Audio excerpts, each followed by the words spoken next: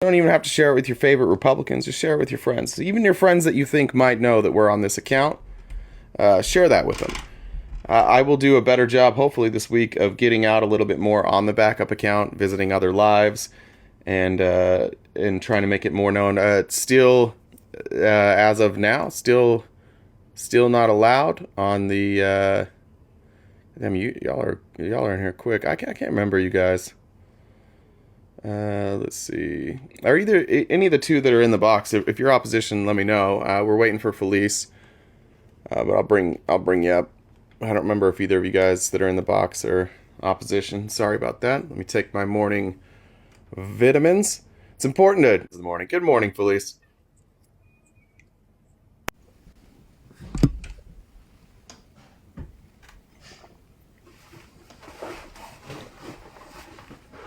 Good morning, everybody. Ash is bad, they hate us because of our freedom. That's right. The host is here. Yeah, I just start the live, then the host gets here. Good morning. Hi. That was a very sweet way of saying hi. It was very I know. soft. You're in your hour. You're having a bad day. It's a good thing we don't have bad days on the same day. We rarely do, but those are scary days. I had a dream that my daughter stole my car. She's 4. And that I was chasing her down on a bicycle for like my entire night. It was the long stream, just like driving through red lights, she's just barely getting missed by other cars. It was the worst night ever. Why am I getting... Shouldn't be getting notifications. That's weird. Weird. So many weird things going on. Anyways, I don't know if she made it or not. I finally What, woke made up. it to Mexico? Where I have was no she idea going? I don't know where she was going. I have no idea. She has a bit of an attitude, and she has a bit of a problem with authority. So she didn't give a shit that we said stop. So we got. She did not go. I like your McLaren. hat. People say it looks like a MAGA hat, but I do like that hat. Thank you. This is in support. This is the only red hat I have ever owned or will ever own. I don't even pre-Trump. I didn't like the color red, but in solidarity with my other 49er friends, I'm going to be wearing this hat.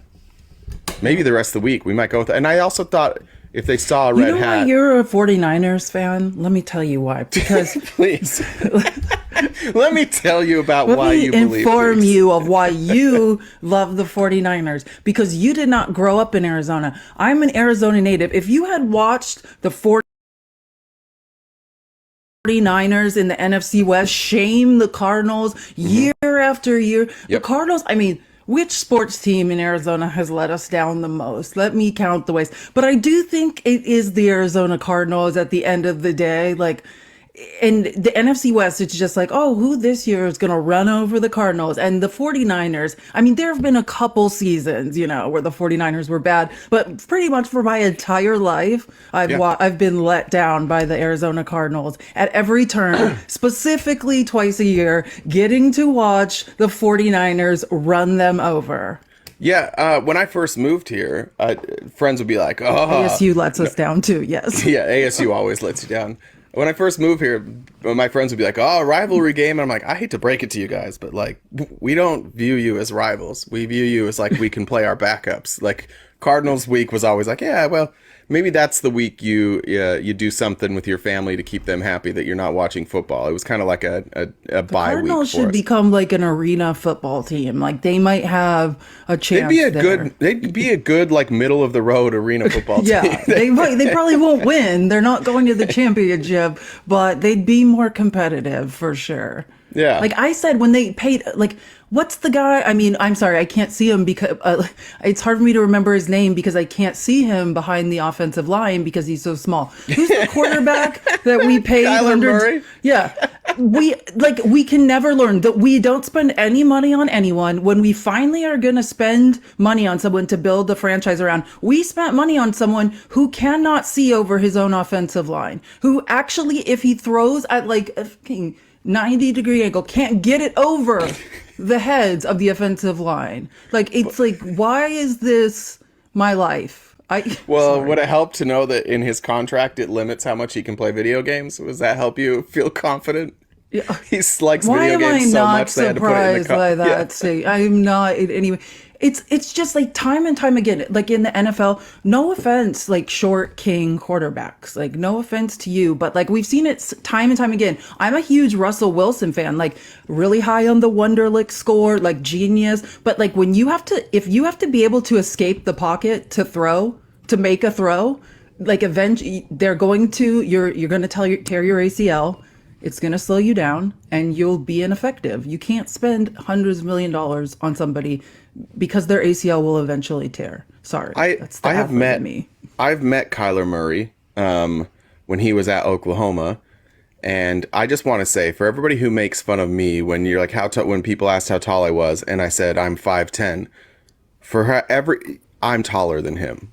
Are you 5'10"? I'm 5'9 3/4. You Yeah. beat me at something. Yeah, you're probably also taller than Kyler, but they list him I'm at 5'10". 5'9". It is Yeah, a they generous do list him at 5'10". And that, It is and you know generous. he's not. Like in college, I was listed at like 5'11", and I'm 5'9 3/4. So I think that's why he grows his hair out to get to 5'10". but he gets to have cleats on, so that's why he's probably 5'8". Like That's true. He has cleats on. They're measuring him with cleats on. So Kyler Murray's not 5'9". 6'1" on Tinder. Nice. How is Tinder? Tinder's got to It be is a cesspool. 3/4. I measure myself all the time. Sorry. I'm sorry. I was gonna say me too, lost but I my knew sh- if I lost I my said shit that, I'd for a be second. I'm destroyed in the "It's comments." You will not take that 3/4 from me. Yeah, Kyler Murray could have been a base stealer or whatever he did. And was he a base runner? What did he do? And did he play Yeah, center field? He played. I think he was an infielder. Yeah, or shortstop or something. He was fast. I know. I mean, obviously. I mean, he's still fast. Well, He's yeah, still I'm just fast. saying. Someone was saying he could have played baseball. He should. He should He have. did. He got drafted. Yeah. I don't remember. Well, he got he- not that- drafted. Yeah, but that doesn't mean anything. As someone No, but who he was did drafted a early, I baseball think. player for a long time, like even if you're drafted, that can still mean nothing. Like they lure you with the money, but you know. No, he was 9th. He got drafted 9th overall. Oh, I know. Yeah, he's a listen, I first rounder. understand that. I dated a baseball player for a long time who was very, very talented. Like, but that still doesn't mean anything. But you have longevity in softball baseball, player. and you can make more money. So She I'm wasn't just saying. talented. She was a horrific softball player. She was the worst person on the team, but her dad was the hard. coach, so she got to stay on the team. Softball's hard. It's the same thing, right? Yeah, same exact. That's the same thing. That's the same thing. All right, sorry, don't Kyler date Murray. I baseball didn't, players I is didn't know the- we were gonna Listen take here. shots. Can I tell you my experience in Arizona? First Dating a time I baseball went to player. first time I was at a Arizona Cardinals game. Guys, tap when they the played- screen while he's telling the story. when they played the Niners. It was when we had our my DirecTV retailer, so we would sometimes get their seats, which were good seats. And there was a game that the Cardinals killed the Niners. It was like 48-7 or something. And Kaepernick threw like the first play of the game, threw a pick six, then threw like 5 more picks. It was horrendous. And this lady on the way out, I was just there. I was with some Cardinals fans, so they wanted to stay till the end. And we're just sitting there. I haven't said a word because I couldn't. What are you going to do? Trash talk when you're losing by $1 trillion? Like I sat down in my seat and it was 14-0. Like I went and I got a beer and I came back and it was 14-0. Just boom, boom, like that.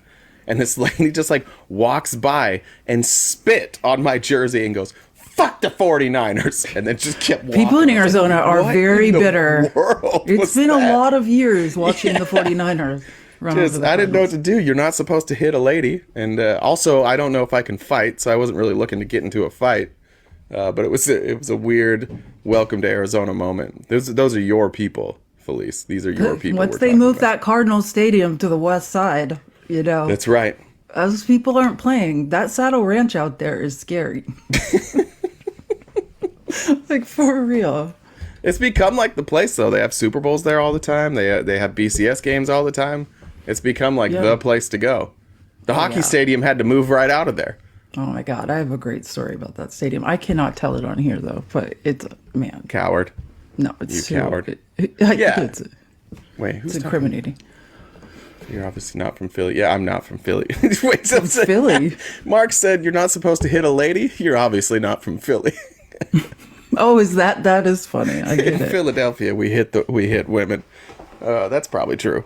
That's I know some people from Philly, and I'm 80% sure they hit their Well, I spouses. know some women from Philly that also hit men. For It's sure. just like a thing there. Philly's just one big fight club. Yeah, they're tough. All right. Let's see. I do still see Congressional Watchdog. Let us get into the meat of this a little bit. Unless you had something specific you wanted to go over. Yeah, guys, tap the let Jen screen. know. Let's get to 25K. Let's share the live. Yeah. Oh, are you talking to me? I thought you were talking to somebody requesting. Do you want to get into the No, stuff? I was talking to somebody that was requesting. Oh, okay, cool. Okay. Yeah, just Congressional Watchdog was here when we started, and I was just letting them know I want to get into the meat of it a little bit because yesterday was not a day with a ton of like impactful news stories. One of the weirdest days of news stories I can ever remember. Yeah. I don't understand, and this isn't one of those times where like this is ideological driven, like just on a not a personal level, but on like a sensibility level. I don't understand how Republicans and MAGA are not embarrassed by Donald Trump and by what happens around him. The people around him, the things that happen at his rallies and his camp. Like, I don't understand how you guys aren't embarrassed by this. It's fine if you still like him, you want to vote for him, whatever. But I don't understand the people who aren't embarrassed by him. And of course, we're talking about, speaking of small men, Vivek Ramaswamy. Oh my God. Gets absolutely obliterated by MAGA for like 2 straight days. They just talk about what a phony he is, a fraud. But also, the Republican Party are saying, you know, we didn't talk about it yesterday, but like the racism that he's been experiencing, Yeah. and he doesn't like he's just like, oh well, I've committed to this role, you Yeah, know, he so just- I'm gonna put my wife and kids through experiencing all this racism. Like I don't know if you guys, everyone knows what the Onion is, but like the Republicans tried to make their own Onion, you know, it's called the Babylon Bee. Yeah. And they post it like it's not even funny. They think it's funny. Like it's supposed to be a joke to say that Trump's going to appoint Vivek to like VP of 7-Eleven Slurpee machines. Like it's not. These people think things are funny that are horrific. And he's fine with it. He's just like crawling back for more. Like, If let me I was give him, you- I'd take my family and go back to Wall Street and, you know, stealing money from pump and dump schemes. Like, yeah, if you go to their look, sometimes they'll land a couple good ones, but yeah, Trump promises Vivek an administration position running the White House 7-Eleven. Where was this one? Delta introduces new short plane for special needs pilots. Like it's like a fourth grader, like a fourth grade white supremacist writing these jokes. But I will say this one's pretty good. Babylon Bee endorses Nikki Haley for president, and no, she didn't threaten to drone strike our offices. That's actually kind of funny. That that well, one a little she is. I mean, she's a warmonger for sure. But it's interesting coming from like a bunch of right wing comedians that like all of your people drone strike. It's like a joke against right wingers, and you're using it just against Nikki Haley. Like, I don't know if you remember when Donald Trump drone striked an airport. Like an international airport where there were just civilians running around. He's like, there's a bad guy, and there's like, fuck it, drone strike it. And then we just blew up an airport. I don't know if you guys remember that. Mr. Well, Peace. If you have to pass a law so you don't have to tell the public anymore about your drone strikes, then I Yeah. think you win Yeah. the drone striking competition. But yeah, like I just feel I don't want to say I feel bad for Vivek because he wants this. This is his dream, is to be mocked by the Republican Party. And him crawling back to Trump at that New Hampshire event last night was the grossest thing I've ever seen. Yeah, so you have some clips on that. Maybe that's where we start. But again, like, we can make fun of Vivek all we want. Like, there are weird people. Weird people exist, and people do weird things. And he's just a weird fucking guy. But again, my question for the Republicans is, how does this not embarrass you?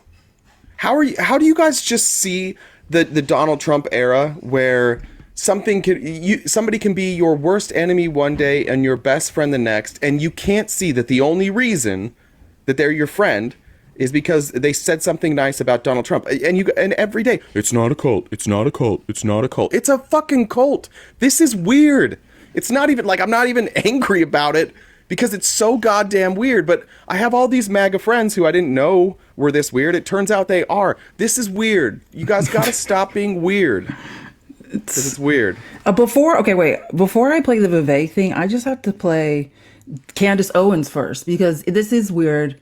I'm sorry, something like I know. No, I'm rolling my eyes at because I watched this clip. Because it's just something is wrong with these. You're right. It's weird, and like this is just a. Oh my god! Let me just play this. I don't even know what to say anymore about Candace Owens. Hey. Candace needs. Let someone help I Candace. just wanted to say, I've been trending on Twitter for like 2 days because. I just wanted to say, I've been trending on Twitter for like 2 days because I like Vivek Ramaswamy. I don't know what else to say. I'm definitely not going to apologize for liking Vivek Ramaswamy. And I think it's absolutely insane that people are saying that to like a candidate that is clearly the future of the Republican Party makes you somehow disloyal or that you're betraying Trump. It's an absolute nonsense. I'm now a mother of 3 children. I'm invested in the future. And I hope that everyone pays attention to Vivek because I believe he is that. Candace Owens is touting Vivek as the future of the Republican Party. Also, self-report. Candace Owens will support whoever she thinks the future of the party is. That's what she did. That's why she hedged her bet here. That's why she carefully left Trump and went to Vivek because she saw a changing of the guard. That's what she's doing. That's what she's always done. That's who Candace Owens is. She has no real thoughts of her own. She has no ability to back up like her policy prescriptions. Candace Owens just uses her mic to be a front runner and she calls herself a contrarian, but really what she does is she tries to find like the front runner of the contrarians and then I was going to say because she couldn't back she has to stay with a far right candidate because of her insane because she's from the Daily Wire. Yeah, so how's the guy that was dead last that was losing to Chris Christie? How's that guy the obvious future of the Republican Party? He's not. Bad news. He has brown skin. We've seen this before. We saw it with Bobby Jindal, who was actually like an intelligent, thoughtful person. Like he had some bad policies, but he had been a governor. He was young. Yeah, much less slimy. Yeah, he hadn't run a pump and dump scheme, and he got nowhere. He was the future of the Republican Party, and he got less votes than Vivek. This is not the future. This is Candace Owens being extremely hopeful. I think she wants to believe that because the Republican Party accepted her, that they'll just accept that they're ready. They're ready to have a minority leader. They're not. They're not ready for that. That would be a real problem. The Iowa voters said it when Vivek's wife was talking to those Iowa voters and she's like, well, what's something standing in the way of you voting for my husband? And they looked around and they're like, well, we didn't say it, but his brown skin. Like they said it. They will not vote for him. But so here's Vivek crawling back to New Hampshire after Trump trashed him, right? This motherfucker Trump skipped to New Hampshire. He didn't crawl back. He skipped there gleefully. Trump is standing behind him. But this is like Trump gets off on this. The mob boss chastises you, publicly humiliates you. Then when these people crawl back and stand there and endorse him, just the look on Trump's face of you know what I mean? He loves it. And what you have to, in order to endorse Trump, Vivek, you're about to hear the most horrible things on earth. This is what an endorsement for Trump sounds like, which is also terrifying. Ideals, believe those ideals still exist. This man is going to be your next president to revive them. E pluribus unum, from many, one. And you know how we're doing it? We're doing it by speaking the truth at every step of the way. There are 2 genders in this country. Period. That is the truth. Fossil fuels are a requirement for human prosperity. Drill, frack, burn coal, embrace nuclear energy. Reverse racism is racism. An open border is not a border. Parents determine the education of their children. The nuclear family is the greatest form of governance known to mankind. Capitalism lifts us up from poverty. There are 3 branches of government in the United States, not 4. And the U.S. Constitution is the strongest and greatest guarantor of freedom in human history. That is the truth. We fight for the truth. Joining us now. Oh my God, it's just so awkward, and Trump's just standing there like really close behind him. Just so weird. What was? Does he think that people believe there are 4 branches of government? I don't know. What the fuck is he talking doing. about? I think he's. I don't. talking Well, about the Trump press? has been Yeah, that's what I assumed. That's what I assumed he was trying to say. It was So the press. stupid. It doesn't make any sense. but- MAGA will cheer at anything. yeah, they don't know what he's saying. Do you remember that? Family Guy episode when what's her name? Lois is running for like city council, and she's speaking her ideas, and nobody's cheering, and then she goes, 9/11 is bad, and everybody cheers. And then she just keeps saying that. That's literally what MAGA is. You just shout like phrases at them, and they're like, I've heard this one. I love this one. You guys hear that? He's doing the thing. And that's the whole goddamn rally. They don't say anything. He didn't say anything, and he did it in like 3.5 minutes. He did 3.5 minutes of not saying a single thing, and they're like, he killed that speech. That was unbelievable. I didn't clip it, and I can't remember. It was just some white man, like a political pundit. It was someone for Trump, but I've never recognized him before. But he was saying, just basically like, oh, the left doesn't understand because all they see of Trump rallies are these clips. Like, we don't watch the whole thing. But he's like, it's a great experience. It's like being at a comedy show. Like, it's so fun. And everybody like was just like, yeah. And I'm like, what the? Yeah, it's hilarious. It's hilarious. It's so funny. Bigotry It's so is hilarious. so funny. So yeah, there you go, Vivek, and there you go for all you Vivek people. I don't. Bad Views had a pretty funny comment on when you posted that video about Vivek on our YouTube. He said, "Tough rookie season for Vivek." So that's a pretty good joke. That is bad. It is a tough rookie season, and he's showing no signs of stopping. Like that did not. Like some of us would slink away, and take our hundreds of millions of dollars and just go live. You know what I mean? Just go live. Not Vivek. He's back. He wants more of it. It's the humiliation kink. I don't know what to say about Vivek at this point. What do you think what do you think he's going to get for this? Something. Well, Like what? I don't. Because if nothing else, just because he is a minority, so you know what I'm saying? Like it will behoove Trump to have minorities like on his staff or in his cabinet or, you know what I mean, in the White House. Like I don't know. What do you think he could get? Like, think about when Trump appointed all those Wall Street people. Like he did it before. Yeah, I just like, how do you go from 2 days earlier, and we've seen it before because we saw it with Ted Cruz, but again, MAGA people, how do you continue to take yourselves and your movement seriously? Like, how can you talk about a person the way that MAGA spoke about Vivek 2 days ago and then put him on the stage? How do you take your party seriously at all? You kill anybody, well, I shouldn't say that word, but like, you attack anybody who says anything about Donald Trump. You smear them with the most vile names. And I've decided it's this. It's that's the only way that MAGA knows how to communicate. And that's what Trump has done. That's why, like, when anybody gets upset with me when we're debating, like, I'm a P3DO, right? I want to harm children. Because there's nothing really to say. There's no real concrete proof of anything. There's no real solid talking points. It's just name calling, and it's not even good name calling. If it was creative, I think I would have a little more respect for it, but it's not even that creative. It's just the same replay over and over and over again of calling people who don't like Trump evil. I don't know how you guys aren't bored of this yet. It's really annoying. There's so many annoying things going on today. Can we talk about, we obviously can't like really show the pictures, but I just have to talk about something very important to me, which is Trump's face melting off. I don't Old- know old what shit face someone here. can explain it to me because it's a different time of year. Because Trump does rallies. For those of us who watch every single Trump rally, Trump does rallies in New Hampshire a lot. He always has, right? He did rallies in the summer in New Hampshire, and I just kind of chalked it up to that, or he did.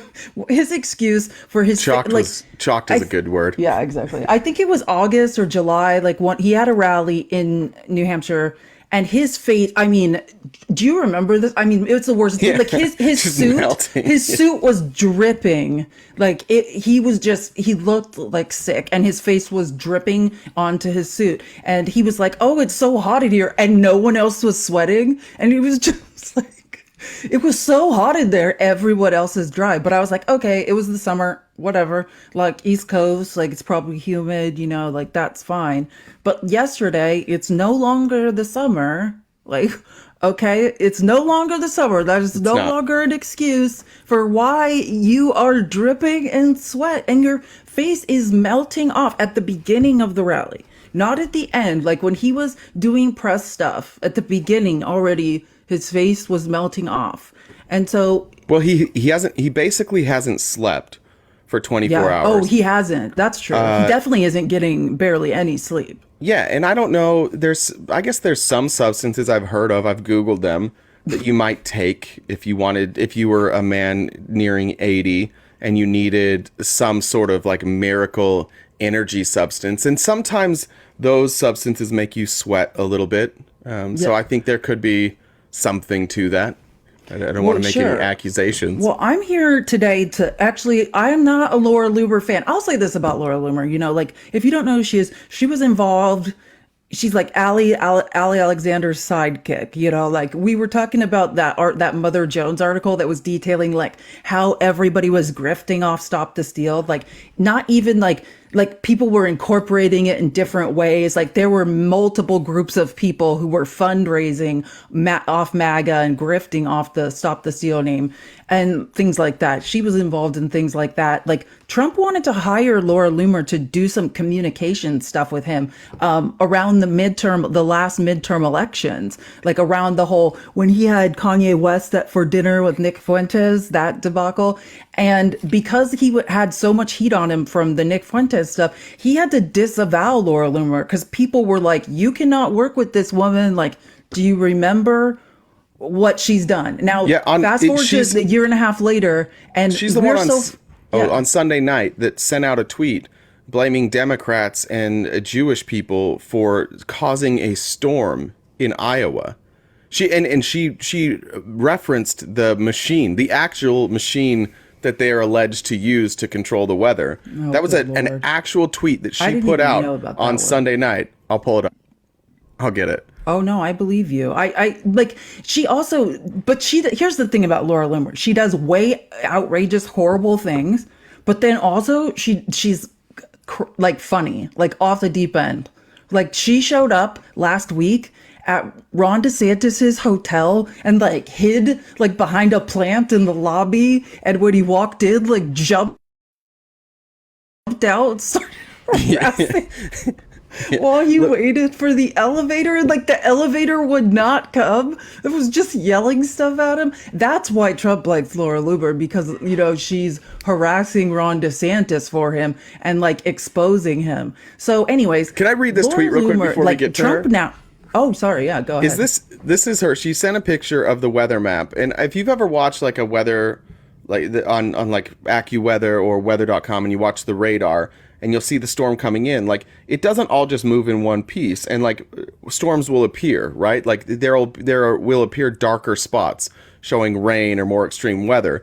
So she just posted a clip of like the storm and it kind of changing colors, and she said this. Is the deep state activating HAARP, H-A-A-R-P? I don't know what that stands for, but to disrupt the Iowa caucus? We all know Nikki Haley has a lot of friends in the defense industry and military-industrial complex. She's losing in Iowa, and now Iowa is set to get hit with a once-in-a-decade blizzard, as Donald Trump is set to dominate the Iowa caucus. Is the deep state using HAARP to rig the Iowa caucus? Looks like weather manipulation to me. It's the High Altitude Auroral Research Program or project. Yeah, does it Could you see on there? Does it control the weather? Can you check? I don't While know. you're- This is a really weird site What I'm does on that I Wikipedia found say? as like, yeah, that's, I mean, I think it's like something offensive. This is when The high I effective. Oh, I found something. Hold on. Okay. Was initiated as an ionospheric research program jointly funded by the U.S. Air Force, the U.S. Navy, the University of Alaska Fairbanks, and the Defense Advanced Research Project Agency. It was designed and built, like some company. Its original purpose was to analyze the ionosphere and investigate the potential for developing ionospheric enhancement technology for radio communications and surveillance.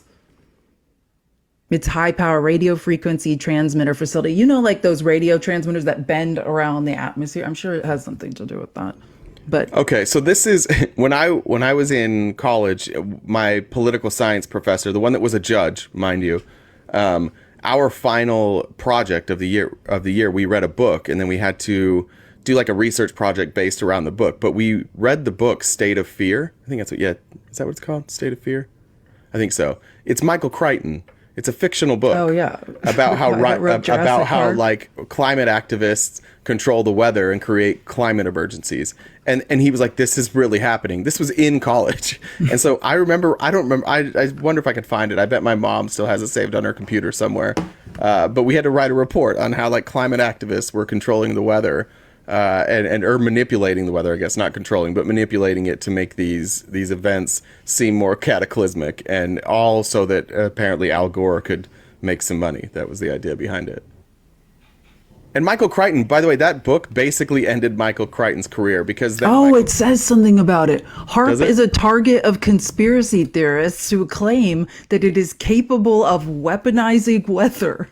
Commentators and scientists say that advocates of this theory are uninformed. Yeah, that sounds like Laura, as claims made fall well outside the abilities of the facility, if not the scope of natural science. There you have it, Laura. Does it Like, say anything about if Nikki Haley can use it for elections? Just so we No, could fact check this a little further. Yeah, the polar vortex was that makes more sense now I get it.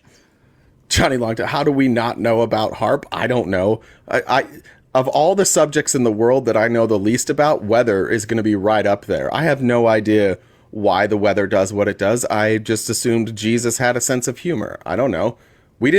I grew up in Utah. We didn't believe that weather was like Jesus did the weather, okay? It was Jesus's job. And so if there was a snowstorm, there was a reason for it. If there was an earthquake, there was a reason for it. If there was a drought, there was a reason for it. We didn't really care about the science. I'm sure we learned it. I'm sure they covered it. But then every Sunday we just went and learned, like, hey guys, we haven't had water for a while, so we got to pray. Everybody pray for water. And then like 2 months later it would rain. And like, we did it. We fucking did it. Yay. And like nobody bothered to be like, oh, what about all that stuff we're putting up in the air? What about all these emissions? I lived in Utah County, where we had one of the biggest steel mills in the country called Geneva Steel. It employed like most of our county. So yeah, we didn't care so much about the weather. And Jesus has a plan. I just want you guys to all know that and believe that. If you have a problem with, if you don't like how your life is going, if you don't, to our mod yesterday that sat under her house in Texas with a blow dryer trying to keep her pipes from exploding, you should have prayed. Okay, that's what you should have done. That's right. And maybe you're the town you live in. More people should be praying. So yeah, so Laura Loomer also, it's worth mentioning, like her tagline is like, you got Loomered. She's like building, what's that guy's name? James O'Keefe, like Project Veritas. Like now she's like hiring sort of like a team of like, correspondents, if you will. Yeah. It's I watched funny a Loomered when it's this morning. directed at Ron DeSantis and Nikki Haley to me, but it's not so funny if these people are going to go start harassing serious politicians, Well, I didn't know about being Loomered till this morning, and I saw a video, and she just went to, there was a bunch of people working for Ron DeSantis, I guess his staff. They were just at dinner, and she saw them at dinner, and she just walked up and filmed them. She's like, hey guys, I guess you're going to New Hampshire, huh? You lost. And they're like, okay. Everybody just looks at her. Nobody's even responding. They're like, hi, how are you? And then she's like, what do you have to say about that? You have a lot to say on Twitter. And they're just like, what the fuck? And then like eventually they just pull out their phones and start recording her. And then she leaves. And then it's like, it cuts. It's like, Loomered. It's like, you just bothered people at dinner and they were confused. That's all that happened in that video. They were just like, what the fuck is going on here? And she's like, got him. And by the way, she's the one that got kicked out. Like, she wasn't allowed to be at one of the debates. Like, she wasn't issued press credentials. She's not allowed, like, immediately if she shows up at any campaign event of Nikki or Ron DeSantis, they have, like, protection order. Like, she's not allowed to be near them. Yeah, she just didn't get press credentials, and she's like, this is censorship. It's like, no, you fucking lunatic. You're going to scream in the middle of the debate. You're going to run on stage with your camera and be like, do you guys support Donald Trump? And then, Loomered. Like, you're a lunatic. And Donald Trump attracts these people and just like, he loves it so much. He's such an egomaniac that like all you have to do to get close to him is stroke his ego. He said she's a special person. Doesn't work. He said Laura Loomer is a very special person. That's what he said like 2 days ago. And so anyways, they did it. She's special. She is. She's a very special person to Trump. But this will be my only time defending Laura Loomer. The internet is like accused, Laura Loomer had like, it looked like her makeup was all disgusting and messed up. And there was this huge debate going on the internet about what was all over Laura Loomer's face or what was it. And then they showed a picture of Trump like kissing her on both cheeks. Trump's melty makeup, like she wears a lot of makeup too, but it's a different color. And then that like burnt orange makeup, like just smashed all over her face. Like, what's that little like, that you use for the foundation, like that sponge thing, right? You know, that you like use for the foundation. It looks like somebody soaked a sponge, like that little thing, in whatever color makeup Donald Trump has, and then just threw it at her face. Because there's like in the middle, it's really dark, and then it just like slowly gets less dark. But there's just it's here. It's just right there, and then and it's really like dark brown in the middle, and then it like oranges its way out, and then it blends into well, it doesn't blend, but then her makeup is clearly a different color. It was clearly Trump's face that was just stuck to her face. His face literally came off. And all I could think she probably scraped it off and like is gonna have it hung on her wall. She had to go. She had to leave the event. She had to leave the event. That was like a full, like, because all I can remember is Adam Kinzinger, who's like the originator of the Trump smells stuff. And that's what he said. He's like, no, like it's his makeup that he puts on his face and it blocks his pores. Cause like, everyone who wears makeup, if you can't sweat, right? It smells. He's like, it's the makeup mixed with sweat. And all I could picture when I could see that stuff on Laura Loomer's face is like, I can't imagine how that smells.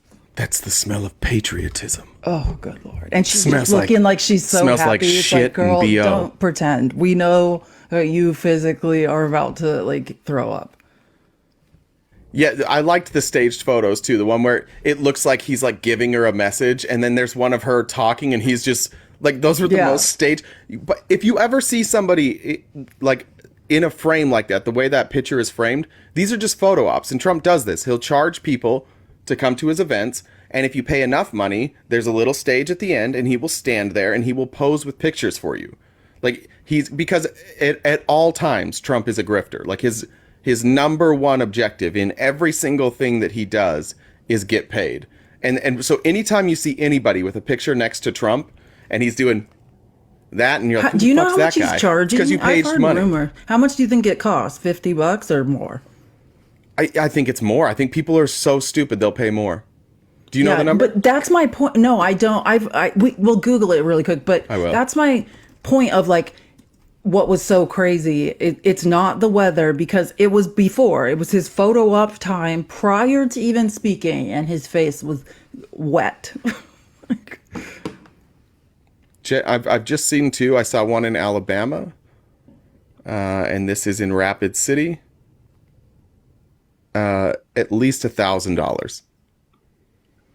No way. Yeah. Oh my, that's like sick. Oh my God.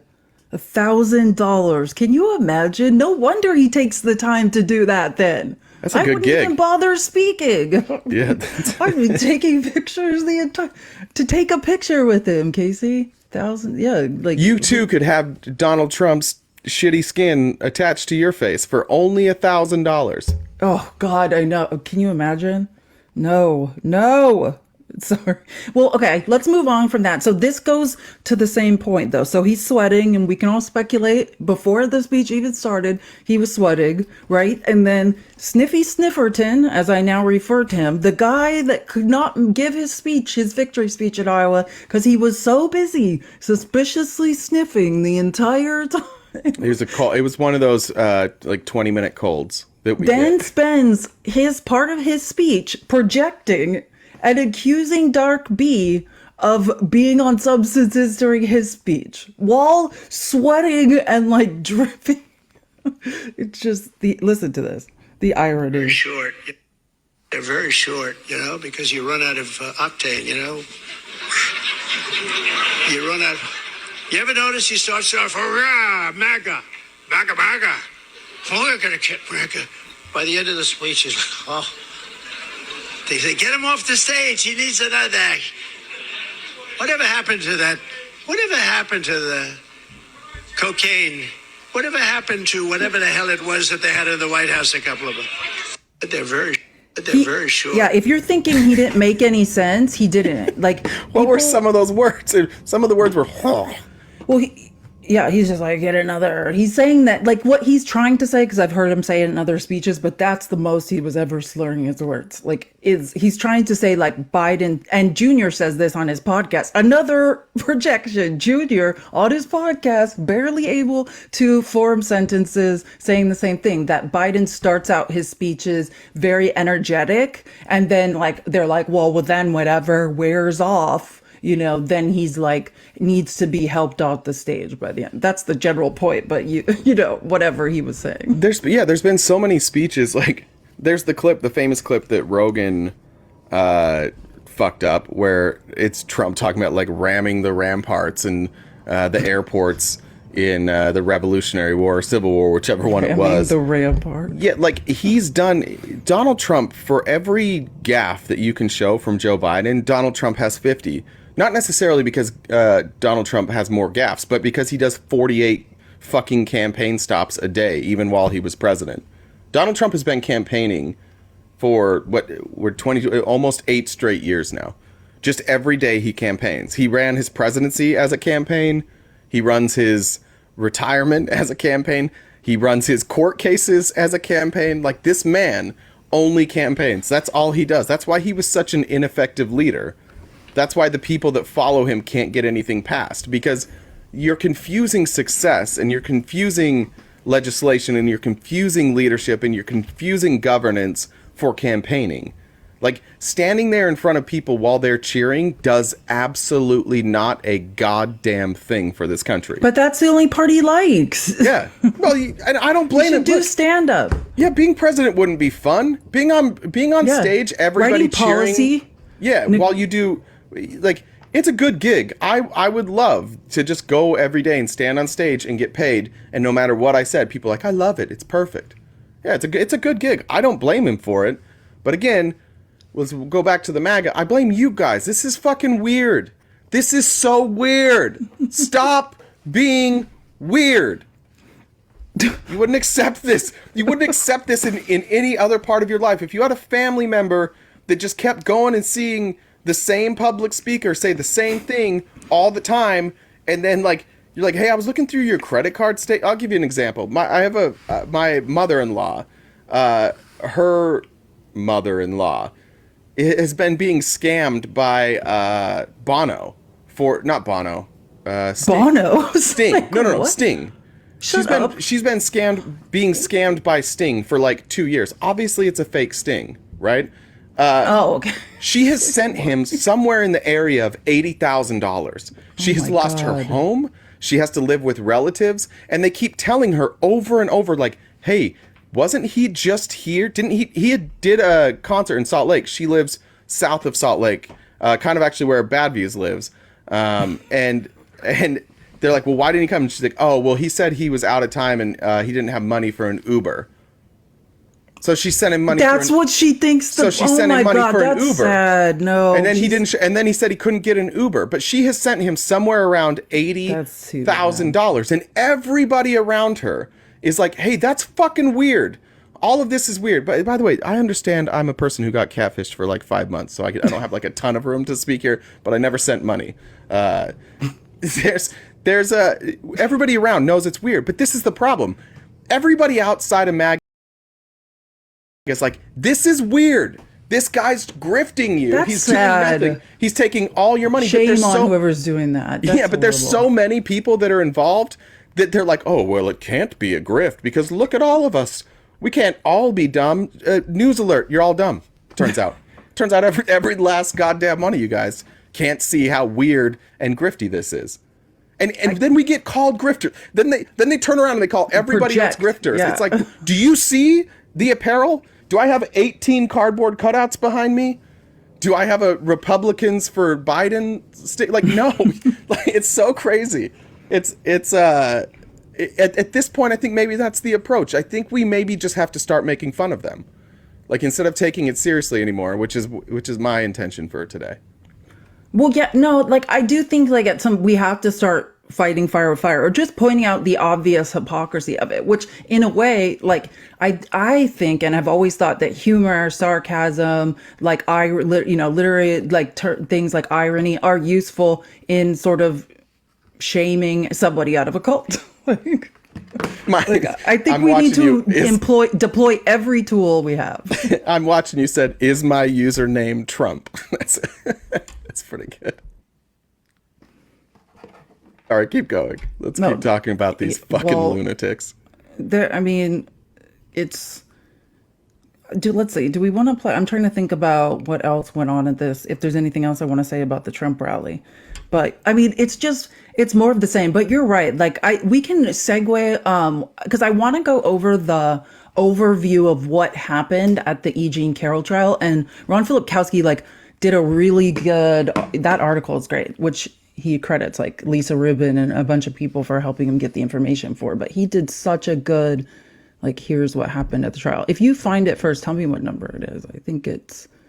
You sent it. It might be easier for me to find it when you texted it to me yesterday. I was in the middle. That was a saving grace for me yesterday. I was in the middle of being yelled at because I convinced my daughter to say please. Oh, and then after 35. she said please, she realized that I had not tricked her, but I had convinced her to say please, and then she got really mad at me. It's somewhere right over here. It is. I've got it. Do you want me to read it? Yeah, you can. Yeah, go ahead. Okay. Sorry, this is a little long, but well, we don't have to read it like word for word, but it's because, just so you guys know, this is a federal trial, so there's no Trump can't be in the lobby screaming, there's no, any information we get has to come via the reporters that have press credentials and other lawyers with press credentials. So this is sort of a summary. So a lot of funny things happen. I'll skip a little bit at the beginning. Essentially, unlike the New York fraud trial, they said, where Engoron permitted Trump to rant and rave, Judge Kaplan made it clear right from the start that he was not going to tolerate this kind of foolishness and antics from Trump or his lawyers. Alina Habba attempted to readdress some of the evidentiary issues. This is important, by the way. This is, for you guys that are listening that argue with MAGA, this part's really important. Habba attempted to readdress some of the evidentiary issues that Kaplan has already ruled upon, and he shut her down immediately, stating at one point, "In my courtroom, when a ruling is made, that's the end." And that's important to remember, that the rulings have already been made in many of these court cases. And when Trump and his team are complaining that they're not allowed to say certain things, it's because certain parts of these cases have already been ruled upon. And because this is this stems from the original case, the findings of the original case cannot be readdressed. They cannot be relitigated. This is E. Jean Carroll suing Donald Trump again. This is not an appeal off of the first case. This is a second lawsuit. So this Judge Kaplan doing what he's supposed to do is basically just telling them, it does not, I don't give a shit what you have to say about the evidence. The evidence is settled. There's already a court case. The new evidence is, what has he done since then? Kaplan then asked the parties how long each expected their case to take. E. Jean Carroll's lawyers said 2 days, and I think Habba said one. So the judge said that the trial is going to last 3 to 5 days. They're not allowed to read anything on the internet. He explained to the jurors the previous lawsuit. He explained that Trump denied knowing her.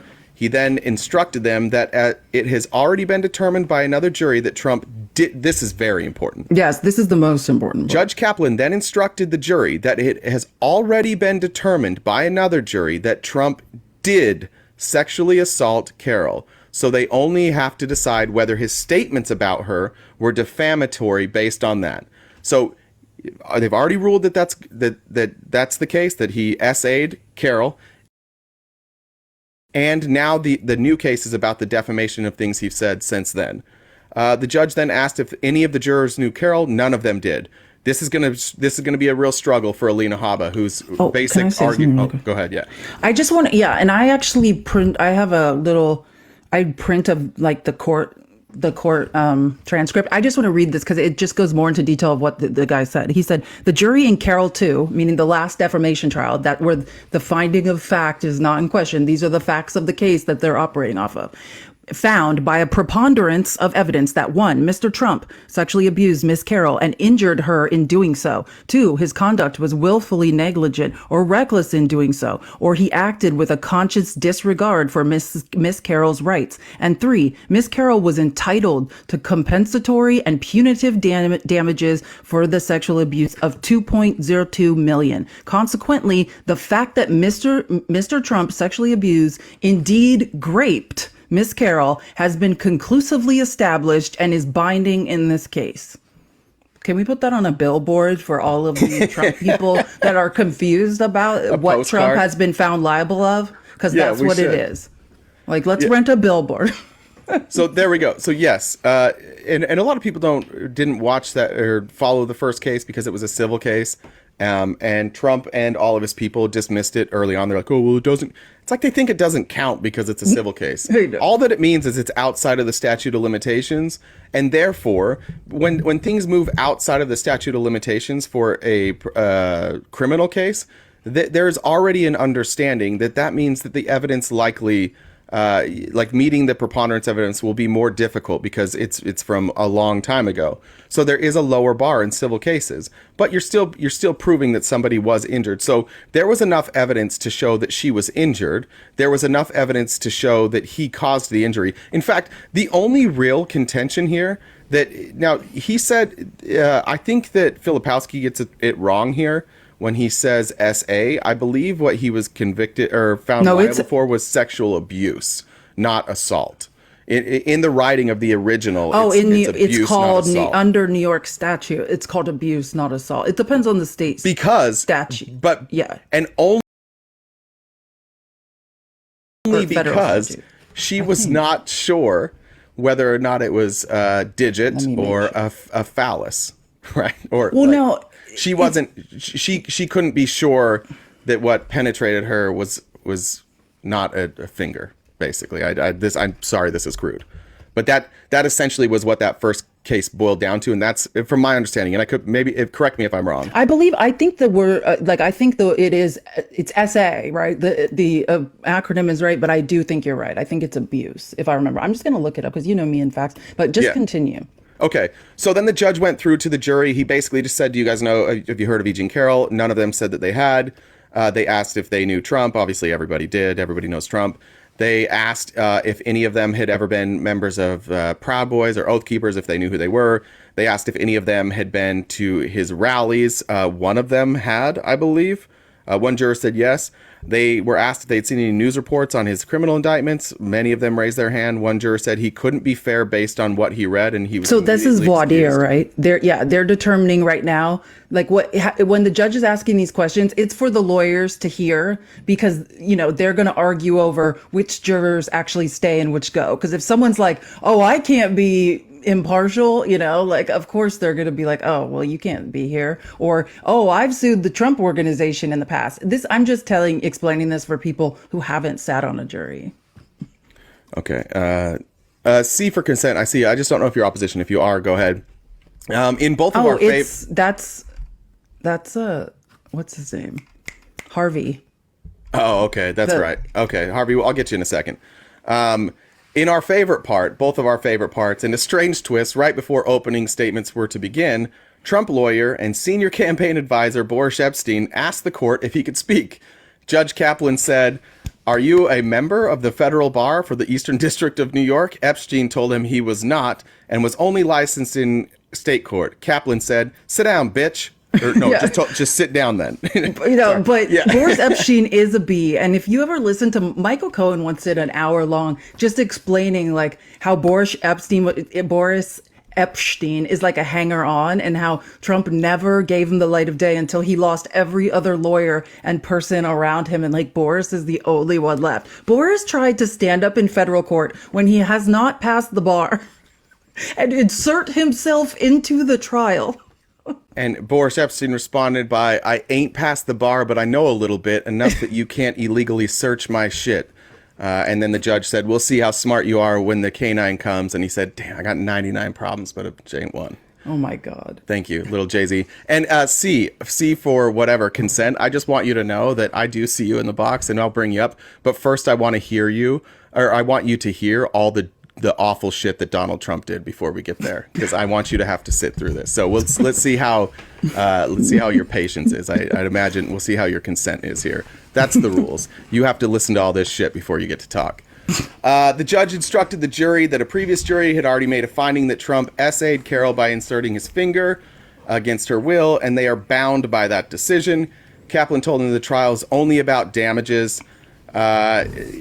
Crowley's lawyer then opened up and asked the jury how much. This is a great question. How much money will it take to get Donald Trump to stop? Because he hasn't stopped. Keep in mind, Amen. it was $5 million, and that's the point of these damages. The point of the damages is to say, like, how do we get somebody to stop? And $5 million didn't do it. So now we've got to find a bigger number. Crowley then pointed out that he has not only has he not stopped, but that very morning he was on True Social talking about her. And while they were doing jury selection, he was truthing about during 31 during jury selection. Had his phone out, defaming her in a defamation trial. Does anyone understand how crazy that is? Yeah. Then the Trump defense is basically that, like, this is the crazy part. Their defense is actually that E. Jean Carroll has benefited from this because she got famous. So she sold her book, which wouldn't have done well. Alina Habba said the grossest stuff about her. Yeah. Anyone who makes allegations that serious against a sitting president was going to get backlash from his supporters, so she should have expected it. She said that instead of being stressed out by them, she was fully enjoying the attention. She then said that Carroll reveled in becoming a victim and exploited it for her own benefit by becoming a victim advocate, which has become part of her identity. Yeah, because she was a victim. Habba then claimed that by doing interviews, Carroll made it far worse for herself. She was the for defending herself. Direct quote, she was a catalyst of her own harm. Yeah. That's insane. For defending herself after being essayed. That's so gross. She asked for it. Specifically from like a woman to be, this is wild. Habba said that the people attacking Carroll, they're just trolls, and that she monetized her brand, so it's worked out for her. No, the worst part is when defense. Alina Habba, or I think it's Habba, but when she was like saying, oh, she's friends with Kathy Griffin now. She never would have, like that's some prize. She said that E. Jean Carroll made up this lie. This is all a lie, so E. Jean Carroll could become friends with Kathy Griffin. Yeah, that's what it was. That's what we're all shooting for. You know what I mean? Again, MAGA. This is embarrassing. This is weird. Stop being weird. Stop accepting weird things. That's a weird defense. It's a bad defense. It's a disgusting defense. If your daughter was E. Jean Carroll, if your mother was E. Jean Carroll, if your sister was E. Jean Carroll, and this had happened to her, and you guys heard that defense, you would be fuming. And in fact, I don't know that these defenses would even be allowed had he not been the former president. And nobody would make these defenses. No sane lawyer would make these defenses. That's why all of his lawyers quit. Like everyone, it's just Alina Habba who just clearly gets worse and worse. Like she's already getting. I wanted to point this out. She's at America Fest. She's at rallies. She's getting speaking fees based solely on the fact that she's Donald Trump's lawyer. She has no interest in being an attorney. She herself just wants to be a star. She's the one that's using this platform to elevate herself. All right. Was there anything else we need to add on that? Did I get it all?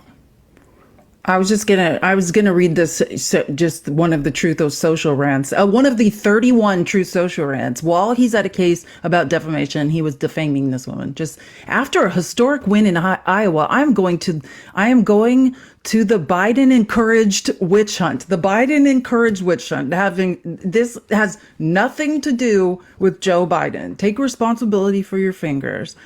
In Lower Manhattan to fight against a fake case from a woman I have never met, seen, or touched. Celebrity lines don't count. Naturally, it starts right after Iowa and during the very important New Hampshire primary, where despite their sinister attempts, I will be tonight. It's a giant election interference scam, pushed and financed by political operatives. I had no idea who this woman was. Pure fiction. I like how, again, don't be stupid. This is stupid. This is weird. When somebody campaigns against you, when somebody uses dirt about you as part of their campaign, that is not interference. That is you having a checkered past and people bringing it up. But again, it's easier for these Trump folks to look in the mirror and close their eyes and say nothing is happening. There's nobody in the mirror. I have no reflection, right? Like they're just showing you the things that you don't like. And because they're showing you things you don't like, you're doing what all cultists do. And you're pretending that it's just because we don't like you. Well, there's a lot of Republicans I don't like, a lot of them. And I haven't made claims like this about any of them. These claims about them, like there have been no made up claims about them like this. Like there's no evidence that any of these claims have been made up because he already lost and he's going to lose again. Like you don't care. And that's the part when we were talking to David yesterday that scares me about these MAGA folks is like, there's nothing that will convince you. Like going to jail will not convince you. My cult, my Mormon cult, when our first guy got assassinated, old Joseph Smith, and nobody turned on him, despite the fact that the reason he was in jail was multiple things. He had burnt down a newspaper because they told the truth about him. He had issued a hit on the governor of Missouri. He had multiple accusations about going after people's children, like preying on people's children, and yet the cult continued. The cult moved on.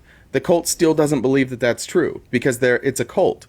And that's once you've accepted somebody as like the savior or the one and only, the only person that can get done what you need done, you've entered a place where you no longer can handle facts, truth, and those things give you a visceral, physical reaction. And that's why you guys react the way that you do, because you've been wired to do that. When you hear things that you don't like, it makes you feel icky, it makes you feel uncomfortable, and it makes you angry, so you just assume that it's not true.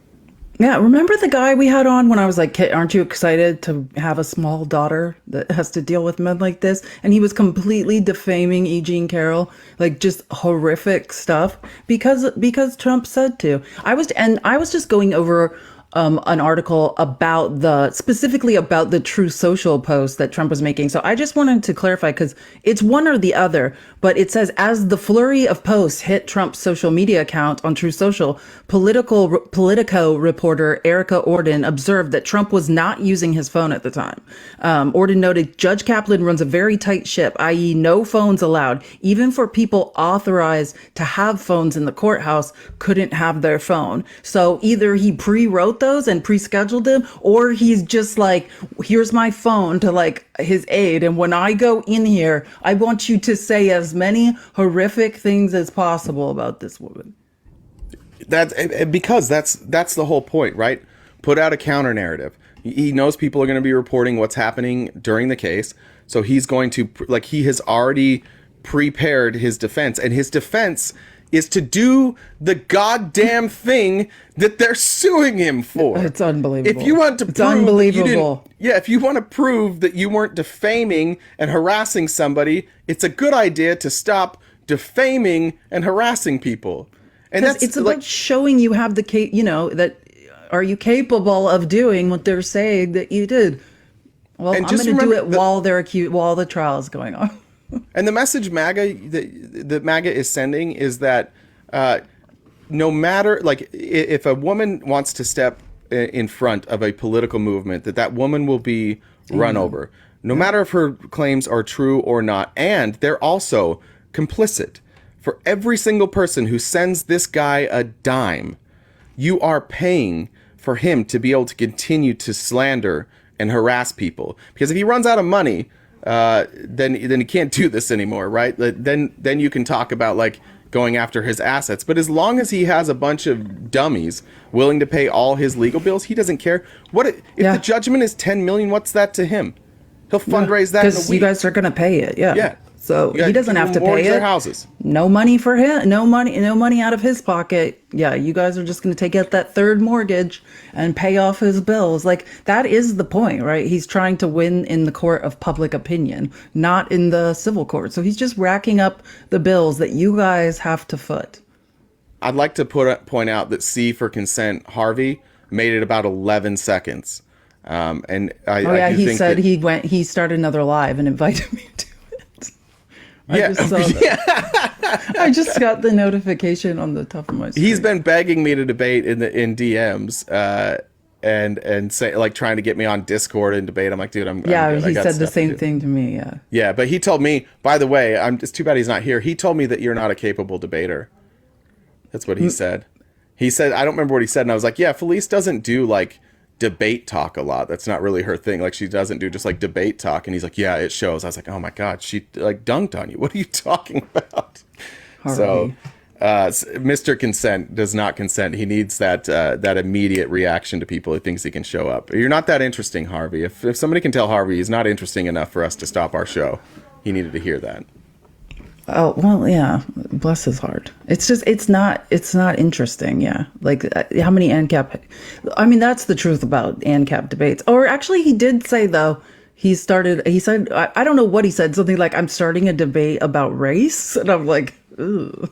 Oh, Thank good. you. Yeah, we'll be right over. Like, Yeah. Can't I'm the expert. I'll exactly. take care of this, Felice. That's what. Like, that's worse than the ad. You know what I mean? Like, I'm less interested in that. I'd like to talk about more how I don't have white privilege. Let me start a debate here. I know. Yeah, that's tough. How come all the ANCAPs are also just like white nationalists? Because there's a lot of crossover there. I just kidding. I know the answer. It's because, just so you know, they all want a white ethno state. And if I ever debate Harvey, it will come down. That will be my sole goal, is to get to the point where he has to admit that really all he wants is a white ethno state, and he'll admit it. He'll get there, and he'll say something like, "Well, what's wrong with that? Black people can have their place, and then we can have our place." That's all they want, is they want a white ethno state. I don't want to be part of that ethno state, by the way. I hope that if we ever split into ethno states, there's like an option to just go live on your own. Can you imagine living in a white ethno state? Just I don't think they would want me there. But it's just a bunch of Toby Keith songs like playing on a loop. God, no. I can't. You're just shooting guns and listening to Toby Keith. That's it. That's all you do. We'll put a boot in their ass. It's the Well, that's the irony about those, like the overlap of the white nationalists and the ANCAPs, because it's not like you can't be you can't be ANCAP and be not a minority. It's just there's less, right? Like there's a few, like Tyler, right? That guy we always, or I think I'm getting his name confused, but you know who I'm talking about. I know. No, you got the name right. I did. Okay, cool. Velveeta. I was like, I know one of them. I love this. But yeah, if you are a true libertarian, they should all be supportive of equal rights for everyone and equity. You know what I mean? But they're not. Shocker. All right, let's get back to it. Let me pull that back up. Did we cover all that? Was there anything was there anything I missed there? I'm just, I think we got it pretty good. Like, I think we pretty much covered it. It's a mess. Trump's supposed to be back there today, or what day is it? It's Wednesday. Yeah. And then he's going to be back in New Hampshire again tonight, if he's holding to the schedule. Like, he must be. Do we have the latest New Hampshire polling? Because the primary is it's a week away, right? Like it's Okay, next so- Tuesday. So I Politico put shows the poll. Trump with a 16-point lead. So he's expanded his lead. That was, remember Yeah, last he week, did. it was down to single digits. And the thing about these polls, I will say this, is that Republican polls are really, really accurate because Republicans answer the phone. And these polls are for caucus goers. Nobody goes to caucuses unless they are like very politically active, meaning they're like old and they answer their phone and they care a lot about this. These aren't just like generic people who show up on caucus day. Like these polls will be pretty accurate. I imagine Trump wins by 20 to 25 points. I think it won't be quite as close unless DeSantis decides to withdraw. Well, that's what I was going to say. Oopsies. That's what I was going to say. He's got 5% support. Yeah, he's being projected to get no support in New Hampshire. He needs to drop out of the race. Like, it's almost the longer DeSantis stays in the race, like they don't want to any chance that Nikki Haley has against Donald Trump is not good as long as DeSantis won't stop it, which he's But never honestly, going to who stop. do you think DeSantis prefers? I think DeSantis prefers Trump over Haley. Oh, I think so. I don't think he minds yes, playing I think spoiler so here. too. And then he'll get to play spoiler and he'll get to re-ingratiate himself with Trump. And he'll be able to say like, I stayed in there to take votes away from Nikki. Like he has a perfect exit point if he wants to do this. I was looking at Nevada. He's getting 8%. Nevada's a runaway. Holy shit. The latest polling, we haven't had one for a while, but the last poll I saw in Nevada, Trump 73%, DeSantis 8%. Haley not polling. What the shit? Really? Oh no, yeah. Ramaswamy was at 6%, Christie was at 4%. Now this was in January, so we could have seen some changes, but I don't see an updated Nevada. I don't see an updated poll anywhere. That's the last one I see. January 9th, and he had a 65-point lead. I can't imagine that's changed much. The Nevada Republicans are MAGA. That is his base. It's Nevada Republicans are mostly rural, so get outside of Vegas. Yeah. You've got it's Elko. It's Vegas Reno. is the only main. Yeah. Well, I guess Reno. There's Reno. Yeah, but it's the MAGA folks. It's the people who like they've seen the same 4 neighbors their entire life. Like they never left their town. Newcomers are not welcome. The MAGA message really resonates in Nevada, so that will go solidly Trump. But I think Trump's going to have a hard time winning Nevada. I really think he's going to have a real problem there and everywhere, which is terrific. It's kind of a weird thing. I've been thinking about this lately. Like, as much as I want Nikki Haley to win in the GOP. No, I mean, it's bad for the Democrats. Yeah. It's very bad. I see no evidence that Donald Trump can win a general election. I don't care what the polls say. Again, we know who's being polled right now. We know what direction the country's going in. We've seen election after election after election. We know how important abortion is. And these people aren't answering the phone. Like if you're a MAGA person and you want to rely on those polls to feel like you're winning, great, you should, because it's the only thing that you're winning in. Because when it comes down to real elections, you've been losing since 2016, and you're losing in red states now. That's the real problem. Andy Bashir, it's Andy Bashir time. Like there are women and Gen Z are a real problem for Donald Trump, and especially in red states. Look, the Kansas example is the most glaring example. Tennessee, both of those states voting overwhelmingly to protect the right of a woman to choose. Ohio's turning, Wisconsin, Ohio, like all these places that if you would have told me Ohio's turning blue, I can feel. Ohio reminds me now of Arizona. If you would have told me Arizona would ever have made it to this point, like times they are changing because the GOP is doing this to themselves. It's all self-inflicted wounds.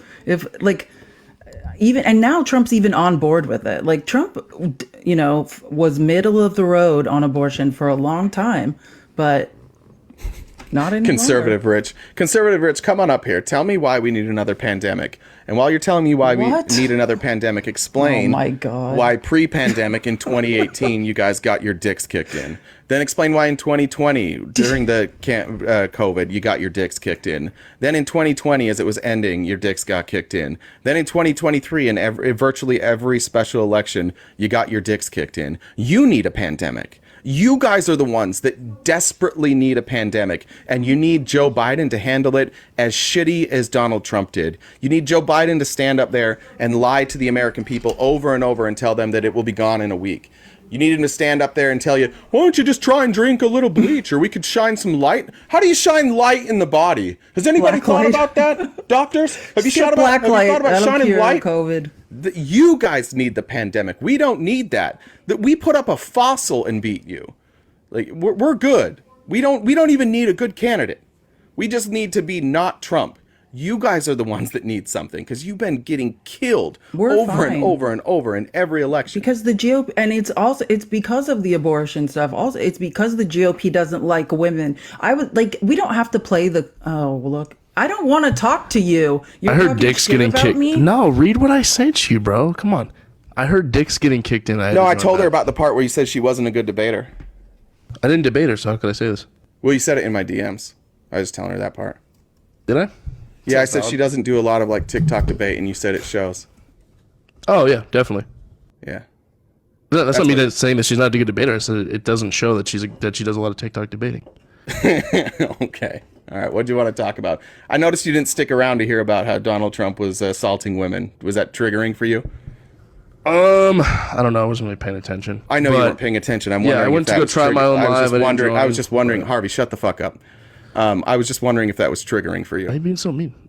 Because Triggering? No, I think don't- that I don't you, really care. I think that you just want attention, and you think people Attention, should give yeah. it to you, and you ran away. And so now Wait, I'm when did I making run? fun of you a little bit. Oh, because I ran from you reading what Trump is. Yeah, you ran away, and then you for. invited Felice to a different live that you went to because you I need invited everyone. attention. My buddy needs attention so bad. I think I even invited you too. I just Yeah, I invited know, you everyone. need on my, attention. I get it. I need attention, so I invited someone to a live. That tracks. I guess. During our live, yeah. No, I just said that tracks. I was planning on being live for a while, but nobody joined. So I was like, whatever. Shocker. Hey, my what do you wanna topics talk are about? my topics are radical, bro. That's what happens. No, I think that people don't want to talk to you, but what do you want to talk about? Or my topic. What do you want to talk about? It's your live. We'll talk about anything. Well, I was talking about how there seems to be a problem where Republican men can just abuse women, and you guys either do what you did and pretend it's not happening or that it's boring, so you leave, or you support it. Ooh, that's actually a valid take. I agree. Why don't you guys care about women? Who's you guys? Well, you. I'm not a Republican. Yeah, well, I know, but why don't you care about women? I do. I like women. They're pretty cool. Okay, so you didn't want to talk about a case where the former president assaulted a woman and then is smearing her name all over the country. Like, that's just not an important story to you? No, not really. You don't think that it would be important for people to be educated on potentially the next president and what an abuser he is? I mean, no. I only can speak on my own opinion. I can't speak for everyone else. Yeah, I'm only usually try asking not to. Yeah, me personally, I personally don't give a fuck. That's just me personally. That's crazy. Why don't you care? I just don't have a reason to. You don't have a reason to care that No. the former president abuses women and largely gets away with it and then is allowed to smear them? You think that's a I good don't- system that we have? Do I? No, I mean, I think we've already went down the road that I don't think we have a good system. Okay, gotcha. All right, so what do you want to talk about then? No, I said you can pick, bro. You can. I have nothing that I really care about to talk. Like, I don't want to talk about something. I don't want to talk about your ANCAP shit unless you want to. I mean, we can. I don't know. I don't really care. Just. You just showed up. You just showed up, and then you just need me to carry the whole conversation. I've got to come up with the topics. I don't want to. I mean, I can make my own topic, but you're not going to like it. So I want you. I You want can, you to but- like it. How do you feel about ethno-states? What the hell's an ethno state? Like a Bullshit. fucking How do you religious feel state? about ethno-states? Look, Religious Harvey, if you're gonna be here, don't play stupid. Okay, I don't do the legitimately ANCAP thing don't where know you what pretend an that you ethnostate don't. is. If you don't know what an ethnostate is, you're actually bad at debating. No, I just need you to tell me what you mean. No, by I'm asking ethnostate. you. You know what it is. What do you think about Like, it? do you mean like religious, race? Could be Either way, what are ethnicity. your opinion on ethnostates? Have an ethnostate. Have fun. So you support ethnostates? No, it's not that I support it or I don't. I just don't care if people choose to have an ethnostate. You think it's I don't okay for people to have an ethnostate? No, I What don't have if- an- I don't what if have a- our I'm country like agnostic on it. I don't- How would I you don't feel care. if our country was divided into ethnostates? I mean, if it's consensually, I don't really care, to be honest. If people want to divide themselves by race or other parameters, have fun with it. Does it have to be 100%? Like everybody has to be on board, or we can't do it? Or what if only like Well, no, 80% of the people? That's are why I on said board? like consensually. No, it would be like, because you said divide them up into ethnostates. So if we divided everyone by race, every person that choose to be or that will choose to be divided would have to consent to that action. Gotcha. And then we Like put up. kind of like a cult or like It's giving religious sect. apartheid. I don't know how that doesn't. Hey, I guess that tracks. Yeah, like my problem with most of libertarians and ANCAPs is that what it boils down to is you guys advocating for a system that weirdly system. is super that weirdly is super beneficial to like white nationalists. Well, it's not a system. That's the point. Is it? I don't care There's what it is, but Well, you called it a system. Your end goal is a scenario where white nationalists are pretty happy Why? because they get to have ethnostates. Okay. Does that makes them happy? Why?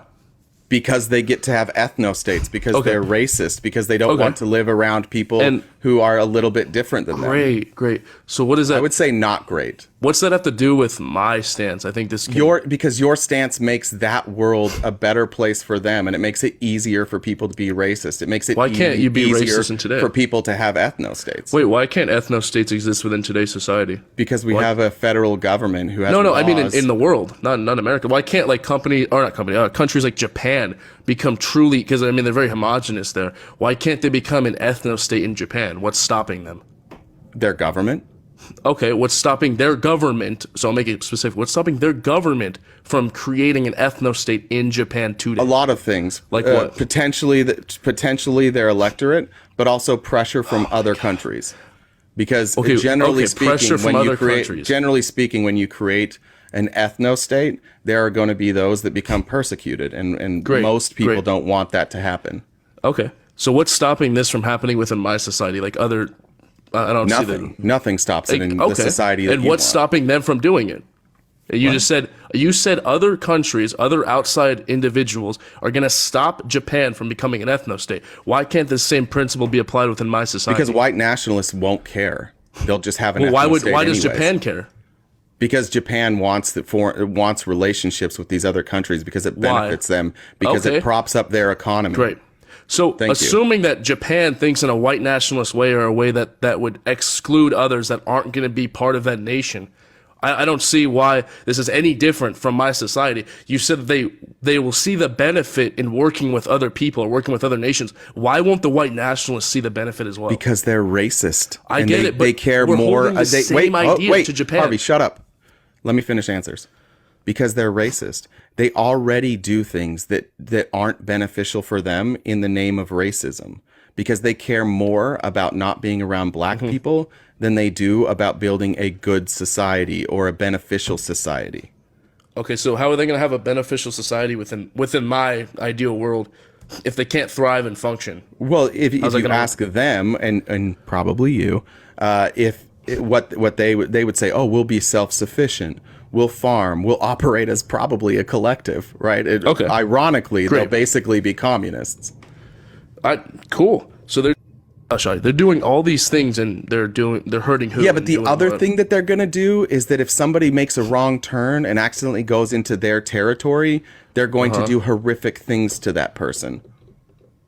Okay. Yeah, that's where I have the problem. Wait, isn't this like can't If this you and be your like white equally friends want to applied hang out states? together, like there's all of Idaho. You can go Wait, live so there. if I take a wrong turn from South Korea into North Korea, is North Korea going to do horrific things to me? North Yes North or no? Korea is an ethno Okay. state. Is great. Is that bad? Do we all Yes. agree as countries around the world that this shouldn't happen? Yes. So why can't this equally be applied to my stance? Because then within my It society, can. I'm not going to allow this. You want North Great. Korea. I think Great. the fact that you want North Korea makes you kind of a scumbag. Wait, so how did... that's what I'm saying. So with North Korea existing, because your logic is that if something exists within society or within my worldview, then I am responsible and I am at fault for it. So No. That's just not my- because that's like not my North take. Korea... Hey, no, shut up. that's your Shut logic. up. I understand Shut what up. your That's take not my is your take. logic. That's not no, my it's take. it's your logic. It's No, not it's your not. take. It's your logic. Harvey, because you're saying, saying... Harvey, I don't think it you is your- understand logic. Stop talking when I'm talking. This, I don't think wait, you understand. interrupted me. Harvey, stop Wait, talking when I'm talking. I know you interrupted Stop me. It's talking hard. when I know. I'm talking. I know, I've given it's hard. Harvey, I've given you I plenty know of time. Mormons, when you guys get interrupted, it's hard. It's hard. I'm sorry. Harvey, it's all right. shut the fuck up. It's all right, buddy. All right, it's my turn. No, it was my turn, but you, No, I was okay. Go ahead, Harvey. it was- Keep telling us about how the ethno states that you like. Tell us about. No. But using your logic, you're saying that anything that exists within my society is gonna be my fault. Any sort No, of that's not what I've no, said. listen, just No, listen. it's not what I I've never said. said it's what You're you said. I never said it's misrepresenting what my you said. logic. No, That's I'm not my definitely logic. not. Because you're saying that if white nationalists create societies, that it is somehow my fault or a critique Nope. of what It's not what I'm saying. Okay, then why are you bringing it up if it's not Well, going I to be was something trying that's to fucking negatively tell you, looked at? Harvey, No, but you you're got all interrupting in me. your feelings. So do you why want me is to it gonna explain be? it now, Why is it Harvey? going to be something that you have to look at my Harvey. stance negatively as though I approve of this? Harvey, do you want me to explain it now instead of you can keep guessing? We can. What does your hat say on your picture, Harvey? It says make eugenics ethical again. It's a very based hat. Yeah, Just super based. just Eugenics guy doesn't want an ethno Yeah, state. exactly. Yeah, Harvey, here's the thing. You are a white nationalist and you're a liar. You're a lying white about being a white nationalist. nationalist, and what you guys How have can I be all a done- nationalist I'm if not I'm an done. I'm not anarchist? done, Harvey. I Wait, know no, you're it's hard- no, I you're know it's hard misrepresenting for my you white logic. nationalists. Buddy, you're misrepresenting I know my it's hard logic. for you guys, you white nationalists, to don't be think I'm a quiet and to be nationalist. interrupted. But just hear me out for a second, okay? I think you're a white nationalist, and I think you're like all the other white nationalists I've met on this app, where what Mm-hmm. you do is you pretend to be ANCAP so that you can hide your white nationalism. I've had this discussion. How am I a There's few of- nationalist but an there are- anarchist? Shush. There's a few of you that have left. There's a few of you that have DM'd me about the servers that you guys are all in. And I know what happens in those servers, and I know from the people that Servers? left those servers. Yeah, Discord servers, like the one you invited me to the other day. Yeah. Dude, didn't invite you to are a Discord such server. See, this is the problem. You're Wait, white I nationalists don't- like I don't even have you're you on all Discord. cowards. You're all cowards. You won't actually stand up and say what you believe. You hide behind ANCAP so that your white nationalist ideas are more palatable. Yeah. How am I an Yeah, yeah. ANCAP? Yeah, How am yeah. I an anarchist and a nationalist? Can you explain how that works? Yes. Okay, go ahead. Because you want an ethno state. But that and, is not- and the way okay. to get your ethno state is through pretending you're ANCAP. Okay. I don't believe what that is you're an- ANCAP. I believe you're a white nationalist, but you think Can it's you a good define- argument Yeah. to use ANCAP so you can Great. get to your ethno state Great. and live your white nationalist fantasies. Great, Like cool. eugenics. Great. What does eugenics have to do with race or nationalism? Keep going. I'm just waiting for the argument again. I'll wait for the. Can you define nationalism and then see how it would pertain to anarchy in any way? I don't think you're an anarchist. I think you're lying I am. about that. I think you're Yeah, I a am. white nationalist. I know, but you haven't I know, really but- explained how this I don't makes have sense. to. No, if you're Well, no, being you do. dishonest, if you're being anarchy dishonest is the about being framework ANCAP, in which you can do whatever you want. Which Well, anarchy is he's- just the abolishment of illegitimate hierarchies. Yeah, That's I anarchy. understand that. We understand that. But the point Great. is that in that framework, right, Mm-hmm. of anything goes, then you can do anything you want, which, Okay, now I get that. So so there you go. why does that matter? Why is that a critique of my stance that you Just can do admit you're a white anything you want? nationalist. As no, listen. Because again, I back to your logic. How you said this wasn't true, but this is what you're saying. You're saying that if white nationalists hold states or hold ideals within my society, that it is somehow my fault and it's somehow a critique of my stance. But there's nothing stopping them from doing this today. So it's not going to be a critique of my stance because there's absolutely. Why don't we have How? ethno states today in the United States? Wait, it has nothing to do. I'm not even talking about the United States. I'm talking about I worldwide. am. I'm asking you Great, but a I'm not. specific question that you keep running away from. Why don't we have ethno states in the United Because States? the United States has a very diverse populace, so it's probably hard Yeah. to create an ethno state. Yeah. But if we take it to something that's a What little else bit do more we have possible, besides despite or outside of a diverse population? What other things does the United States have that prevent ethno states? Laws. Do we have laws? Sure, they have laws, but Yeah, again, we have laws. Yeah. Yeah, I think Yeah. the more diverse populace is going to be the main contributing factor on why we don't have ethnic Yeah, states. well, you're wrong about that because we had a pretty What? diverse population in the 1800s, and we had to fight a civil war about it.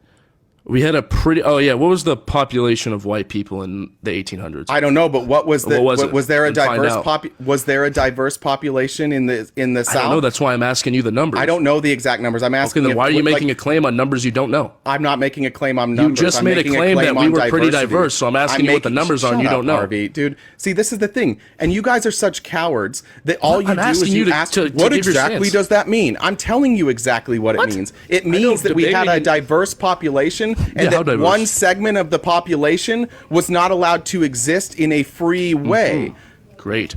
So what was Great. the? Yeah, great. the- I what know was the that's population? what you think. Great. You love that. You wish it was the When- 1800s yeah, again. that's exactly That's what I your said. thing. You I would don't- love I that. I mean, I'm sure would be cool. I like horses, but anyway. Yeah, horses. Jesus you like. Christ. Yeah, that's what you like. You do fuck with you horses, guys are bro. all such cowards. That's How am I a this is- coward? I'm sitting this up is here why when debating you go in front of host a 800 live, people and you're nobody wants embarrassing to yourself. Talk to you. It's 'cause, because dude, you're you guys sitting up aren't here even honest about what you schizo-ranting, want. bro. You show Wait, up and you pretend you you're don't want an schizo-ranting, ethno-state, buddy. and you're wearing a hat that says you want eugenics. back. Eugenics, yeah, I want eugenics. Have you asked me my stance on eugenics? I'm I don't sure give a you'd agree. shit about your Well, stance then on don't make eugenics. comments on it. If you're not gonna combat me on it, then don't make comments on it. You coward! Why are you calling me a coward, Coward? when you won't even debate me? I'm sitting up here in front of I'm not 800 people who debating hate me, debating them. You don't go into other people's panels. You stay in your own, so you can have That's control. not And you true. I can't. go into I've other never panels seen you all debate someone the with an time. IQ higher than like I don't know 100, bro. Other than me, Well, I've you're never not seen adding you, to that. You're I've not never adding to seen that. you debate someone with like actual skills. Like who? Like You the leader? debate- How about you debate no? Who have you seen me debate? Who my leader? Who's my leader? Tell me who'd you debate? Who are the people that you've seen me debate outside of this platform? I saw you debate. This was probably the most embarrassing time. I saw you debate Tyler Bluntman with And abortion on your back panel. And I torched him. He has a video. I absolutely torched watched him the to video point- of you To the point, conceding. now I'm going to mute you because that's exactly who I said your leader was, and you fucking knew I knew that. And you're You in the con- servers. He did and guess say that. what? And guess what? I know what you guys say about me in the servers. You And I conceded, know- buddy. And I You know conceded. that Tyler. No, what I said is that he knows that I didn't want to have a debate with him. About, Because he knows more than you, so you conceded. About ANCAP. No, because I don't No, want to it debate was that about abortion, ideology. buddy. Shut up. Jen, take care of this. I'm going to finish and then I'll let you talk. I've seen what you guys say about me, and guess what? Tyler Bluntman won't hang out in a live that I'm in. He runs every time. Why? Because I correctly point out consistently. What do you point that out? Tyler Bluntman had his opportunity and he blew it. He absolutely blew He blew it by you Tyler conceding. Bluntman went on. Tyler Bluntman was debating people like Vosh, and he was getting torched over and over and over. Which is why when Tyler Bluntman now jumps in a live, the numbers stay below 100. Nobody cares about him. He had his time to shine, and he blew it. Tyler Wait, so Bluntman, you conceding and he blew I will it. debate both you and Tyler Bluntman at the same time. But at the end of the day, Wait. you guys are just going to have to admit that you're Buddy. eugenicists, that you want ethnostates. How are you wagering for this? For what? How much are you? Go ahead, Jen. Let him talk now. Your mod's a fascist, I can tell. So how much are No, you she doesn't like wagering douchebags. between me and Bluntman? Because I probably can set that up. How much are you wagering? I don't want to. I don't want to platform you him. seem He's super scum. confident. He I would doesn't put money deserve on my it. platform. There's No. We 800 can do it on people my. here. Wait, If we can he- do it. You just said you would No, I debate don't me care. and I don't Bluntman. want to platform him. So you're not going to debate me and Bluntman. No, because you guys are just Okay, you guys just are said just you were. racists. I don't You just- care, buddy, you can just come- said you were. You can come here and debate me, and I can choose if I want to wait, debate you. you just but you said guys you were don't gonna have debate a us. platform of your own that you Wait, guys I can can- get. yeah, we can do it debates. on my That's live. why you have to come here. You're asking Wait, you can for do it on my time. live, buddy. What's that? You can do it on my live. I'll let you I don't you want join. to go. I don't want to sit in front of three Why? people and bring an audience Wait, to your live. why does it have to You be a no performance? audience. It doesn't have to be a performance. I'm not performing. I'm debating. I don't You're not debate debating. for. No, I don't you're debate lying. for You guys are to all make lying. people happy. I debate because I want to you guys intellectually are destroy my all- opponent. you I don't guys need to are debate all in front of an audience to lying. make money. I know you you're do. all lying. I don't. You're all just lying. We're lying. Okay, then come debate me and Tyler. I'll put money on it and let's do I've it. been dunking on you for 20 minutes Bro, now. I will put like thousands I on will it. put like thousands of what? I know it's hard. That's a lot of TikTok of gifts what? for you, but buddy, Thousands of dollars for what? What's the challenge? It's gonna seem to be like who's gonna concede first. It'll be $1,000 of my Concede own to money. I'm what? sure Tyler would equally put some of his money into it. Yeah, well, yeah. Tyler's got $1,000 my ass. Who doesn't have $1,000? Yeah, Tyler with his lives that he's running and working at a cell phone store has $1,000 to spare. Can I say something really Who quick, doesn't just have because I think $1,000? this is interesting? In the 1800s, the listed makeup of the United States, 27 million white people, 4.5 million African Americans, 80,000 classed as other. What about all the Native Americans? I Yeah, just they don't thought that was count. interesting. Yeah, they obviously What was did that? not. I said, yeah, they don't count because I don't Yeah, think they were see? like subjects of the American government at that You're point. just a racist and you're a coward. You won't say it. Wait, Just I'm say a you're coward, racist. but I'm sitting up here talking. Just say to that you you're a in front of 900 racist. people. Admit that what you are. Like, don't hide behind ANCAP. I wouldn't say You're I'm just a racist. No, I wouldn't say I'm a racist. You just said that Native American people don't matter. Wait, I just said they didn't count because she was reading Yeah, they probably don't like some count. census data. So, and then I said they weren't subject to the American government. What do you mean? I said, like, I literally said that. I know, like, hearing is hard. Wait, she was bringing up the demographics. You said they don't count. No, You're yeah, talking I about, said they probably you said- don't you count said we because they didn't weren't have- subject to wait, the American but government. your claim was there wasn't diversity. She just gave you the numbers that you. Wait, were I never begging for. wait, Is I that never made a diversity claim or that there no? wasn't diversity. I said, can you substantiate this claim? There it is. There's the numbers. And what and in the claim? Okay, I mean this was a while ago. So what is the percent distribution? I heard 27 and 4 million. That's what's the percent distribution? This is in the final census year of the American Civil War. Okay, So- what was the percent distribution? Wait, hold on. With roughly 700,000 more white men than women, and over 100,000. Does it say or? No, it doesn't say. I need to read through this whole thing. Populace? Yeah, just whatever. But I think Yeah, it's the not claim worth it. was that like we can't make a homogenous nation, or that it was a homogenous nation. But I mean, it's really not. It doesn't matter. at No, this my point. point was that's what you want. You want an ethno state. I personally don't want this. I don't really Yes, you care. do. And I think it's cowardly personally, that I you don't. won't admit that. Then why do you Well, support I eugenics? wouldn't. Then Wait, why I do you wouldn't be support the eugenics? Yeah. Well, okay, eugenics. I would just say is just going to be like ruling out. No, I unfavorable don't traits talk within like society. this. No, this isn't a philosophy debate. Talk like a No, human. I just want to make sure I you would just understand say what this- I no, mean talk when I like say a human. eugenics. Talk like a human. Tell me why you personally want Yeah, eugenics. because I want a perfect human. I don't want babies and born how do you with determine Edwards what a syndrome. perfect human is? Yeah, because I don't want babies born with How Edwards do you syndrome. determine what a perfect human is? Yeah, it's just going to be people born without like suffering or Without perceive it. suffering. What does that mean? Yeah, What do like you mean by so that? I was explaining like I don't want babies born with like Edwards syndrome where they're just going to sit there and suffer and die hours later. I What don't else? want that for our What else? society. What There's else? a ton of other diseases we go to like cancer. I don't want people to have cancer. Yeah, what I want else? to genetically alter our human DNA to where we cannot get cancer or other diseases like would diabetes. you factor in IQs for any of these eugenics? I mean, there are people born with. Of course you would. significantly. IQ, Wait, which is, I mean, there's which is people born with like. 100%, which is 100%. I mean, based, They're going to be like, like it's based 60 in white IQs. Yeah, supremacy. sure. Getting and very it is, icky. which is why you brought up IQ earlier, because white supremacists, Yeah, their IQ. favorite thing is the IQ argument. It's your favorite So thing I'm because a you guys white are all supremacist stupid. because what? Because I talked about IQ. I Yeah, never yeah, brought you up guys all IQ as love though it talking was a about parameter. IQ is not a measure of one's intelligence. What is it a measure of? You wanted me to pull up that? What's it stand for actually? What does You know the INQ answer. stand for? You know What's the INQ answer. I'm not stand for? doing this shit with you, man. You don't know what it the stands answer. for, do you? What does it stand for? Tell me. I don't know. You don't know what IQ stands for? It's like intelligence Intelligence or quotient. or Yeah. something. Quotient. Yeah, don't even know what it stands for. You're talking about. I just told you what it stood for. I don't want to play this your game first with answer you. was incorrect. Your second one was correct. Okay, I'm sorry. I didn't know if it was quota or quotient. Yeah, It's My yeah, bad. yeah. It's I know. When you know things, you Yeah, and you tend how do you to say and how do you determine somebody's IQ? it's just going to be the ability, like problem solving abilities. That's usually Problem how to solving determine- ability. Okay, but Yeah, does that's how you it determine does it IQ. have to do with your education? No, not usually. No, it's usually an inherited So trait. nothing that you do on an IQ test would be something that you had to learn. It's just all stuff No. that inherently you knew.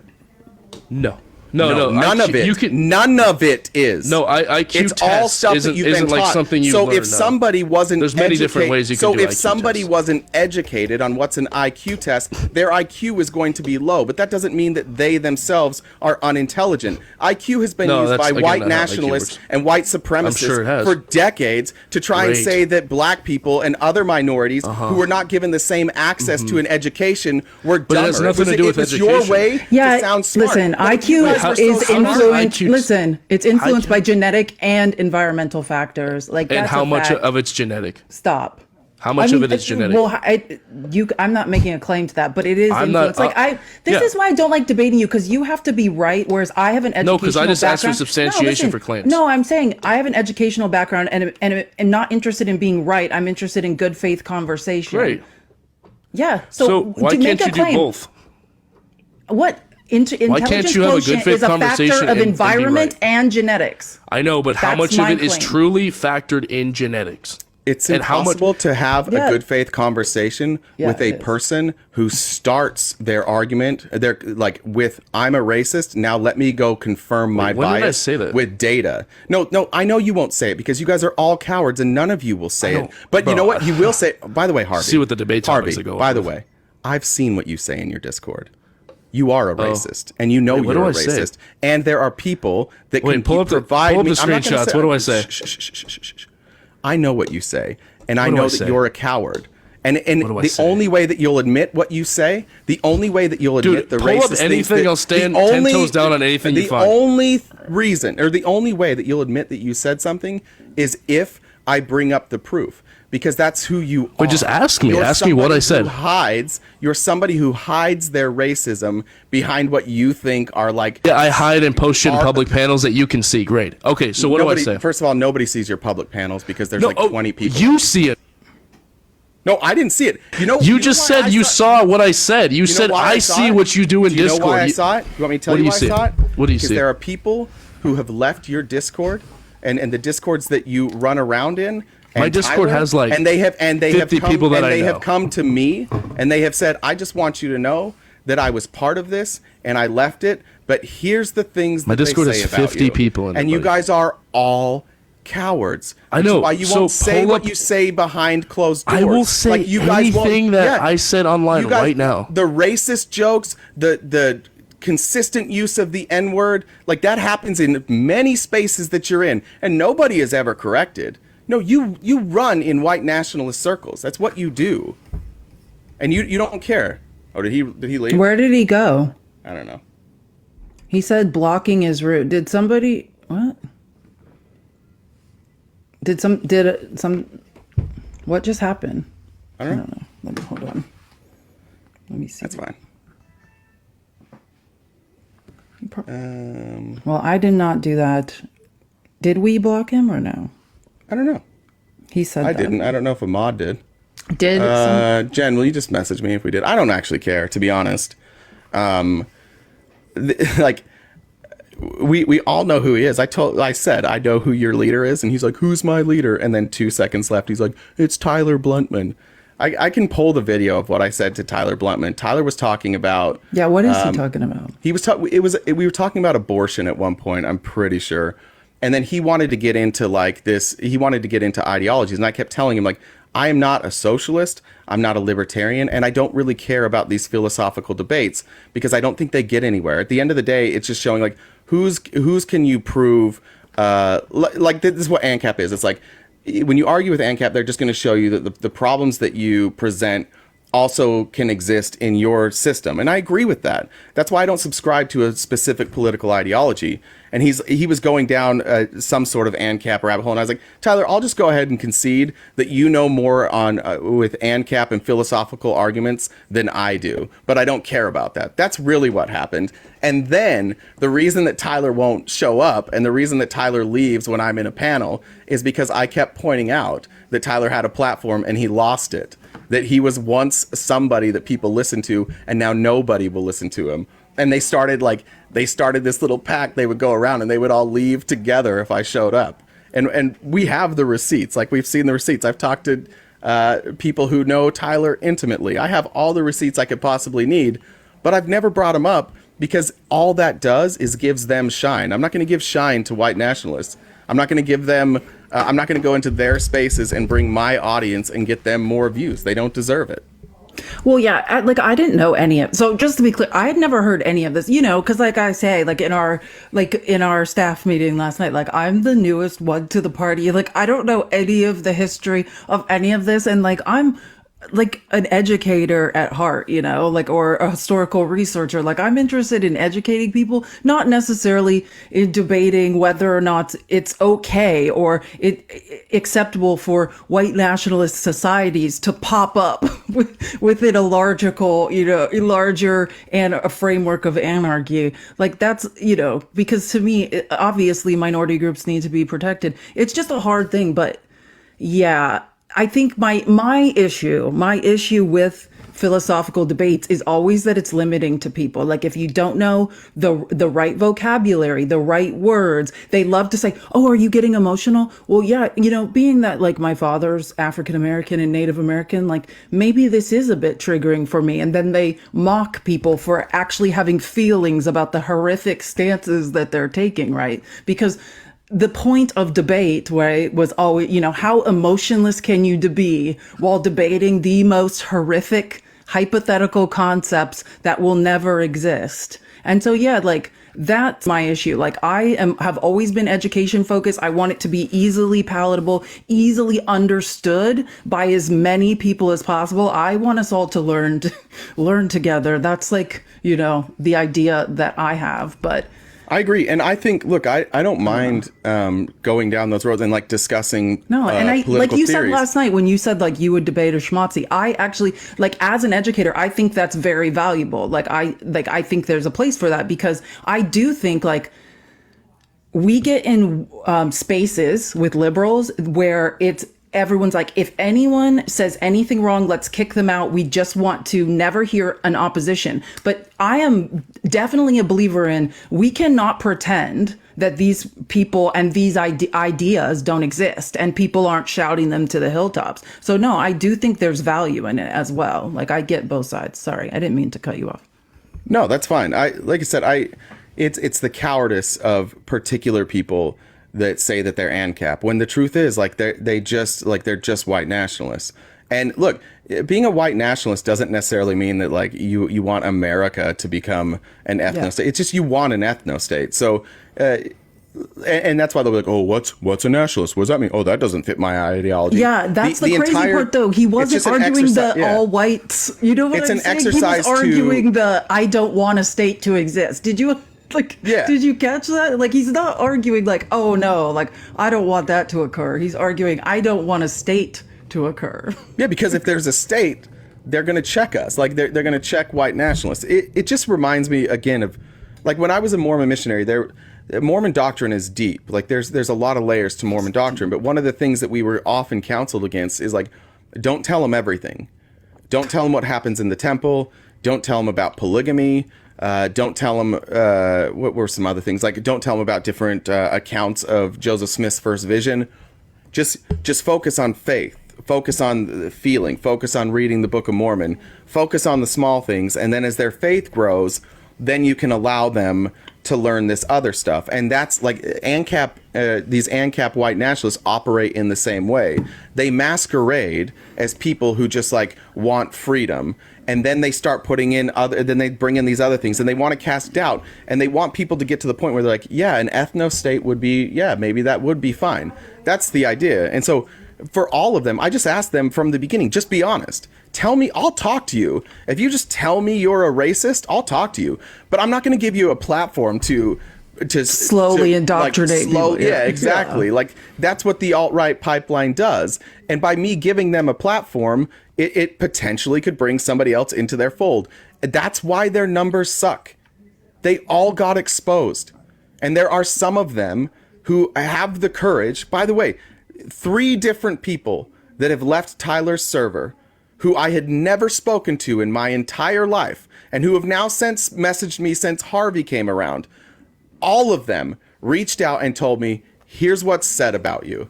Here's what they like. Here's how they think about you. And by the way, here's a bunch of screenshots of the racist shit that they say.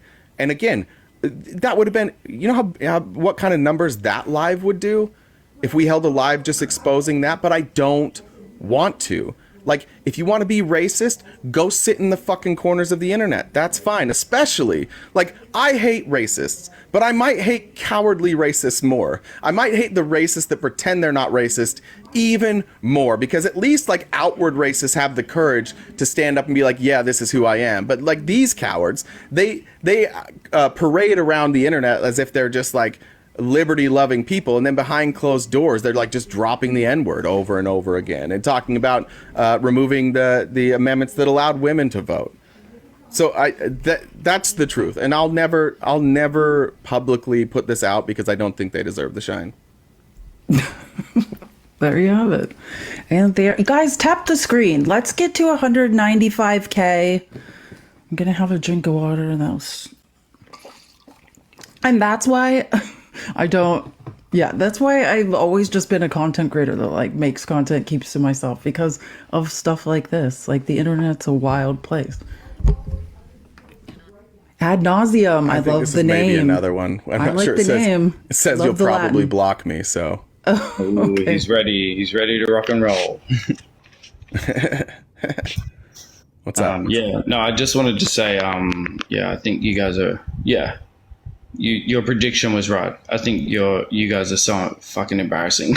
Like, I'm not even from America. Yeah, you're South I don't- African. We yeah. can hear it. We Yeah. recognize Yeah, accents. Thank you. Yeah, cool. Good for love you. apartheid in South I'm Africa. glad you can pick up on that. Yeah. Yeah, you guys are. I also fucking see that you don't embarrassing show your yourselves. face like a true, Republican, like another like, racist well, look, coward. How Your do I face is turn not it on? Let's go. I don't give a shit. Like, Well, turn on your camera then. well, I'm trying, but it says live access needed to go. Yeah. So Live access. You're on live. yeah, I know. Look, click in the screen, click in the camera. Live access needed to go on live as videos. Guest, you can't go on live. All right. So tell me why it's cool to be a racist, and why we're Oh, so right, silly yeah, for of not course. liking racists. Oh, shock horror! That's the first thing you go No, for. I just asked you a question. Anyone who slightly or emotional? even remotely just like disagrees with your Racist? point of view. Yeah, No, exactly. it's the racists. It's the racists. And I love how you. I love I how talk- you. Act I talk like, with I lots love of how people you, that I don't call I love racist. how you act like you didn't boot C for consent earlier. Like, oh, what happened to him? I Yeah, you didn't. booted- One of my you mods booted did. him. Didn't. You booted I him. didn't. 'cause, One of my like, mods did. I could see him getting under your skin. Like, it was Yeah, pretty. that's what it entertaining. was. Yeah, it fully was. 100%. Do you have anything else to say, or are you just coming up? No, here to go I'm here to roast you guys. If you can't handle Oh, you're people killing matching it, your dude. energy, This if is you so can't, funny. if you can't handle people matching your energy, that's all right. Just say so, man. But like Republicans, Democrats, all of you, you're so fucking embarrassing. You're I know. a laughing stock to the whole world right now. Because like, Yeah, we are. you We're really laughing believe in this. stock to the whole You world. really But believe you in guys. The world You looks up really to believe you. in the bullshit that you are You know saying. who the like, world this really what- likes? It's those white nationalists with Yeah, the 200 white nationalists, followers. right? Yeah, they love, Yeah, that's the- who we love. The, We the love- white racists. The world's waiting white for you guys to privilege, save us. Like, God, fucking hell, Good you guys. comeback, like, brother. Good comeback, yeah, brother. that's Yeah. all that's needed. There's no comeback That's all needed. that's I'm just needed, yeah. mimicking your stupid fucking our view on this You're a world. little bit in your feelings today, aren't you? Oh, I am. Yes, said the guy who kicked C I'm for sorry. consent because I'm he got sorry under your that people are skin mean because to racists. because I'm you sorry. You you deserve think better. you think everyone's a racist who doesn't think No, I think exactly you are, like and I you. think Harvey is, and I think Do you even you know who am I? Who am I? Tell me I who don't I am. know, but Yeah, I of see, course, I see right. what you said. So you don't even know. and You said don't that even you know like the me. party. Shut You up don't for a even second. know me, All right, and listen. because like I'm. If you want to have a conversation, we can have a conversation. But look, if you're not racist, then just tell me that. Do you believe that do you believe that ethnostates should exist? Crying about what you're saying, like if you got Do you a believe ethnostates should exist? thing you're fucking saying, I don't believe in shit that you're saying. 'cause believe are brainwashed as ethnostates fuck. should exist? You think everything that's not your You point of believe view. Block me ethnostates again. should Here we go. exist? All right. There's just one more coward who won't admit that they're a racist. You call everyone's a racist. Do you like ethnostates? Yeah. Shocker. Good to bring in the white nationalists today. It's good to have you guys here. Gorilla, do you really bring Gorilla up here? Gorilla, you can come up. Bring Gorilla up. I'd like Gorilla to tell me how I'm taking losses right now. Come on up, Gorilla. Defend the white nationalists. This is a good idea for you. This is a good idea for you. Come up here and explain how I'm taking. Don't embarrass Nina. Yeah, Gorilla, tell me how I'm taking L's from these white nationalists now. You booted him. I didn't boot him. Your mod did. I haven't also not. So I did not ask for him to be booted, but I don't really care. Like, I'm taking an L for booting a white nationalist who won't admit that they're a white nationalist, Gorilla. Well, god damn, that whole nationalist thing is such a fine line between patriot and nationalist. Okay, what about eugenics? You a big fan of eugenics? Oh, it's Tommy Tuberville here. No, definitely not. Okay, so then how am I taking an L by not platforming a eugenicist white nationalist who believes in ethno-states? I don't agree with the platforming thing like that. I mean, it's your live. Well, right? I'm just asking you how I'm taking an L. But he's not doing his live where he's getting followers. He's on your live. Yeah, he invited me to his and nobody showed up, so he came back. Still, though, you guys, what? your mod booted him. You should have finished the conversation. It seemed like you guys weren't over talking like that last guy was over Yeah, talking. I'm just. Well, look, you can take it up. We can take it up with the mods. I'll discuss that offline. Like I didn't ask for the mod to boot them, but once he was gone, I had no interest. That conversation was going nowhere. Well, Like you don't understand Guerrilla Radio. This is a group of people who says the most vile things you could possibly exist or that you could possibly say. These are vile people, and they're all cowards that won't admit. You saw how many times did I tell him exactly what he thought and exactly what he did, and it took him forever to admit it. He didn't Right. like ethno-states, then ethno-states were okay. He didn't know who's my leader, I don't know, and then he immediately goes in and starts defending Tyler. These are people who watch me regularly, they don't like me, and they say awful things about me behind the screen on Discord. None of them will show their face on the screen.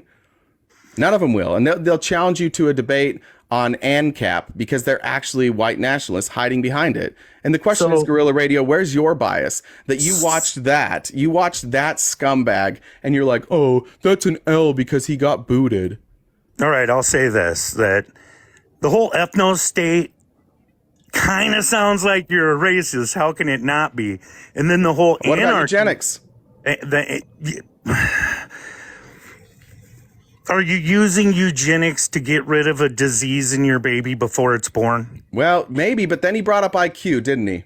Or designer eyes, where you This want your is- kid to have blue This eyes? is the I don't problem. know. See, Guerrilla Radio, this is the blind spot that you have, and I don't mean this disrespectfully. I'm just saying on the right. Sure. Because there are many people on the right who are white nationalists who won't openly say they're white nationalists. But you start to hear things, and you start to hear white nationalist talking points like IQ. That's why when we talked about eugenics, he didn't bring up IQ. He started talking about everything but IQ. And we had to press him on IQ to get his real beliefs on IQ. And his real belief is that he believes white people have higher IQ, therefore they are more intelligent, therefore we are better off with white people only. That's their actual belief. But unless you've heard these people speak over and over and over again, like I have, it sounds like they're just generic, like freedom loving. They're just trying to have a conversation. That's why I call him a coward. That's why I ask him specific questions, because they don't want to admit their racism. They want to hide it. Well, it just sucks. That's that- an L. At the very least, I'm open about what I believe. Yeah, you're definitely more experienced in talking to them, and I enjoy listening to it because it's just so awkward and weird for me to hear people that are outright anarchists or eugenicists that, like, what the fuck is going on?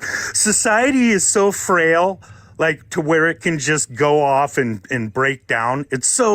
We're on a line, right? Societal breakdown is very close. Like, at all times, society can break down. Anarchy would absolutely destroy that. It would be chaos. Why would anybody support no rules or laws? It's anarcho-capitalism, just to be clear, not anarchy necessarily. It's different. So that you still have laws. I saw someone in chat said you can have anarchy with democracy, with democracy. How? If there's no law? Well, the idea is that it would be more of like, it would be more of a societal agreement rather than like a state that enforces the laws. That it would be like a self-governing society. But goddamn, man, I wanted you to talk to him more because it's just so fucking odd. And I get the ethno state. So the way I assume it, an ethno state, you're doing segregation again. This is all Ethno-state, yeah, an ethno-state, for anybody who doesn't know, an ethno-state basically is saying the people that live here, like they all share one ethnicity, and that we separate people by ethnicity, and that you have states that are just ethnically non-diverse, right? or It just ethnically sounds- homogenous. That's what they want, Gorilla. It sounds inherently racist. And by the way, you know who else advocates for ethnostates? People like Stephen Miller, one of Trump's right-hand men. Man, that's like Charlie Kirk. So one of Charlie my Kirk's getting there now. one of my Nick pet Fuentes, peeves who met with is- Donald Trump. Like, these people are all. Does it concern you, Guerrilla Radio, that all of these people are on your side?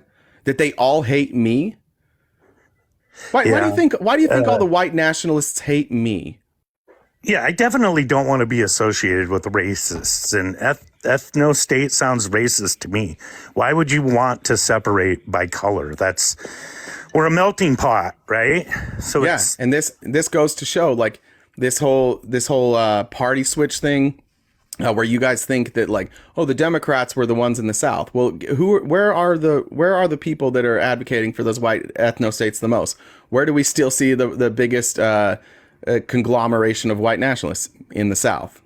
Yeah, it's those people, right? Like, your party is the party of racism. Your party is the party of Jim Crow. Your party is the party of slavery. Your party is the party that has people advocating for ethnostates. Your party is the racist party. And what they love to do is point out to the left and say that, oh, the left is racist and we're really the non-racist party. But interestingly enough, I rarely see schmotzy flags. I rarely see white nationalist propaganda at Democrat events. In fact, never. I haven't seen one that I can think of in my lifetime. Well, you could argue that flag, the rebel flag, is just a rebel thing. I mean, do you seriously telling me that there's no racists that vote for Biden?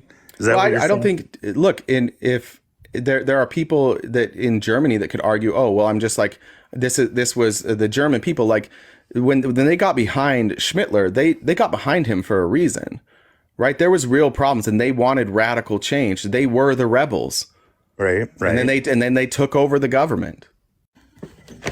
Right, but when you go to Germany, you don't see that flag's flown. In fact, it's only like you see it in America, but you don't see it in Germany. That's bizarre. Right. True. And where do you see that flag? Do you see that at Democrat rallies or Trump rallies? Yeah, but you could also say that it's a freedom thing, right? I know, but where do you see it? Is what I'm asking. I'm not You saying see it you in- can't. I'm not advocating, by the way, that you outlaw that. I understand that, like, sometimes free speech is disgusting, but where do you see it? Yeah, there's a black guy on YouTube that's all he wears is rebel shit and advocates for the rebel flag, that it's a Southern pride thing. It's not a racist thing. Granted, some people think it's a racist thing. Some people think it's a pride thing. In the Republican Party, if it's about freedom, right, then it would be a freedom thing. I'm going to bring this rebel flag and make everybody freak out. Look, right? having the freedom to do something and then actually doing that thing are two very different things. I have the freedom to do a lot of things that I don't do because I find them morally reprehensible. See, again, this is the argument that they try and use. This is why this has become the argument from the right. They say, like, oh, well, it's freedom of speech. You guys don't like freedom of speech. That's fine. Like, cool argument. But the real question is, why are you flying that? Like, we're interested in knowing why you're flying that flag. We're not necessarily saying take that flag down. We want you guys to be honest about why that flag is flying. And you'll notice with every one of these people, when you ask them to be honest about certain things, they will not be honest. Well, I can tell you this. It's a pet peeve when you call everybody racist out the gate. It sucks. But Yeah, but I know who he is. But Do I do that? Gorilla, be fair. I'll give you that. Do I do that? It happens a lot when things go south. You're a racist comes out, whether there's proof or not, it seems. In his case with the ethno state, I'll give you that one. But it happens to us constantly on this app. If you're a conservative, if you're Trump, if you're MAGA, you can see the backgrounds that people use on their profiles for their lives. Look at T. Look at T, man. How many times has that dude been reported for? But Gorilla, I get that. I can understand, as somebody who used to be a Republican and did not like being called racist. I get that, especially if you don't consider yourself a racist. But the question, like, you also have to look at your party and be like, well, are we doing something that causes people to call us racist? Yeah, you are. And what you guys don't ever do is you never address it yourselves. And so whether you're a racist or not, you're complicit in it. or at the very least, you don't care. You're indifferent. Well, I've never been to a Trump rally. I own no Trump memorabilia, no hat. No, Right. I've never bought a rebel flag. None of that. And if you look at the Republican platform, it doesn't say anything about rebel flag. We're going to be pro rebel flag or pro. That's not what it is, Gorilla. It's about like this Like is a what it is. hidden ideology. Is that what you're saying? No, this is? no, that's not. It's just Western civilization. I mean, this did not start in America, right? But America, as well as a later, like offshoot of Western civilization and colonization, has been built on white supremacy and the patriarchy. And like, you know this, right? You did a deep dive into this has nothing to do with people with individual hate in their hearts, right, for other races. That's not what's being discussed, or at least from my point of view, historical researcher and educator. Like, this is about this system, right? White male landowners were who it benefited, who it recognized. And it's about the system, right? And when you look at conservatives want to do what? Conserve the system. They want nothing to change. They want a system that started to benefit white male landowners to stay benefiting white male landowners. And when you read things like the new Jim Crow, you're doing a deep dive on systemic racism.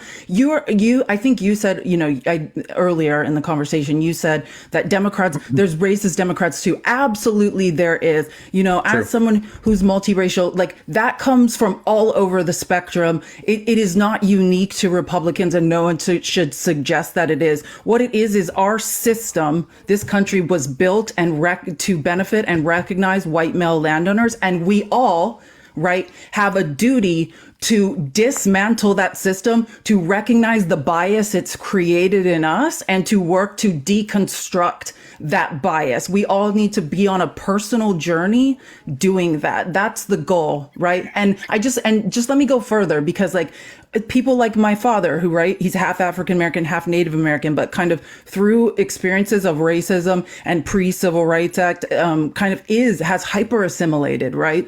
And is a Republican, is MAGA, and things like that. So like racism, propping up a system that is based on white supremacy can also come from minorities, right? Do you remember I can't remember his name, but I believe it was in Memphis. It was somewhere in Tennessee. A group of cops who were African Americans beat another African American man to death, and everyone said, "See, it happens. It's African Americans too. This isn't racism." No, what it is systemic racism, and it's not only white people that can prop up a system of systemic racism. We all have to look at ourselves, look at our bias, and work to Tyree Nichols, thank you, and dismantle that within ourselves. That is the issue. We don't need to be throwing stones at each other, screaming who's racist and who isn't. It's a personal journey that we should all be making to deconstruct that. So if I were at a Trump rally and somebody, or a march or whatever, and they had a rebel flag, I just don't see myself telling them, "Hey, get that fucking flag out of here. What are you doing?"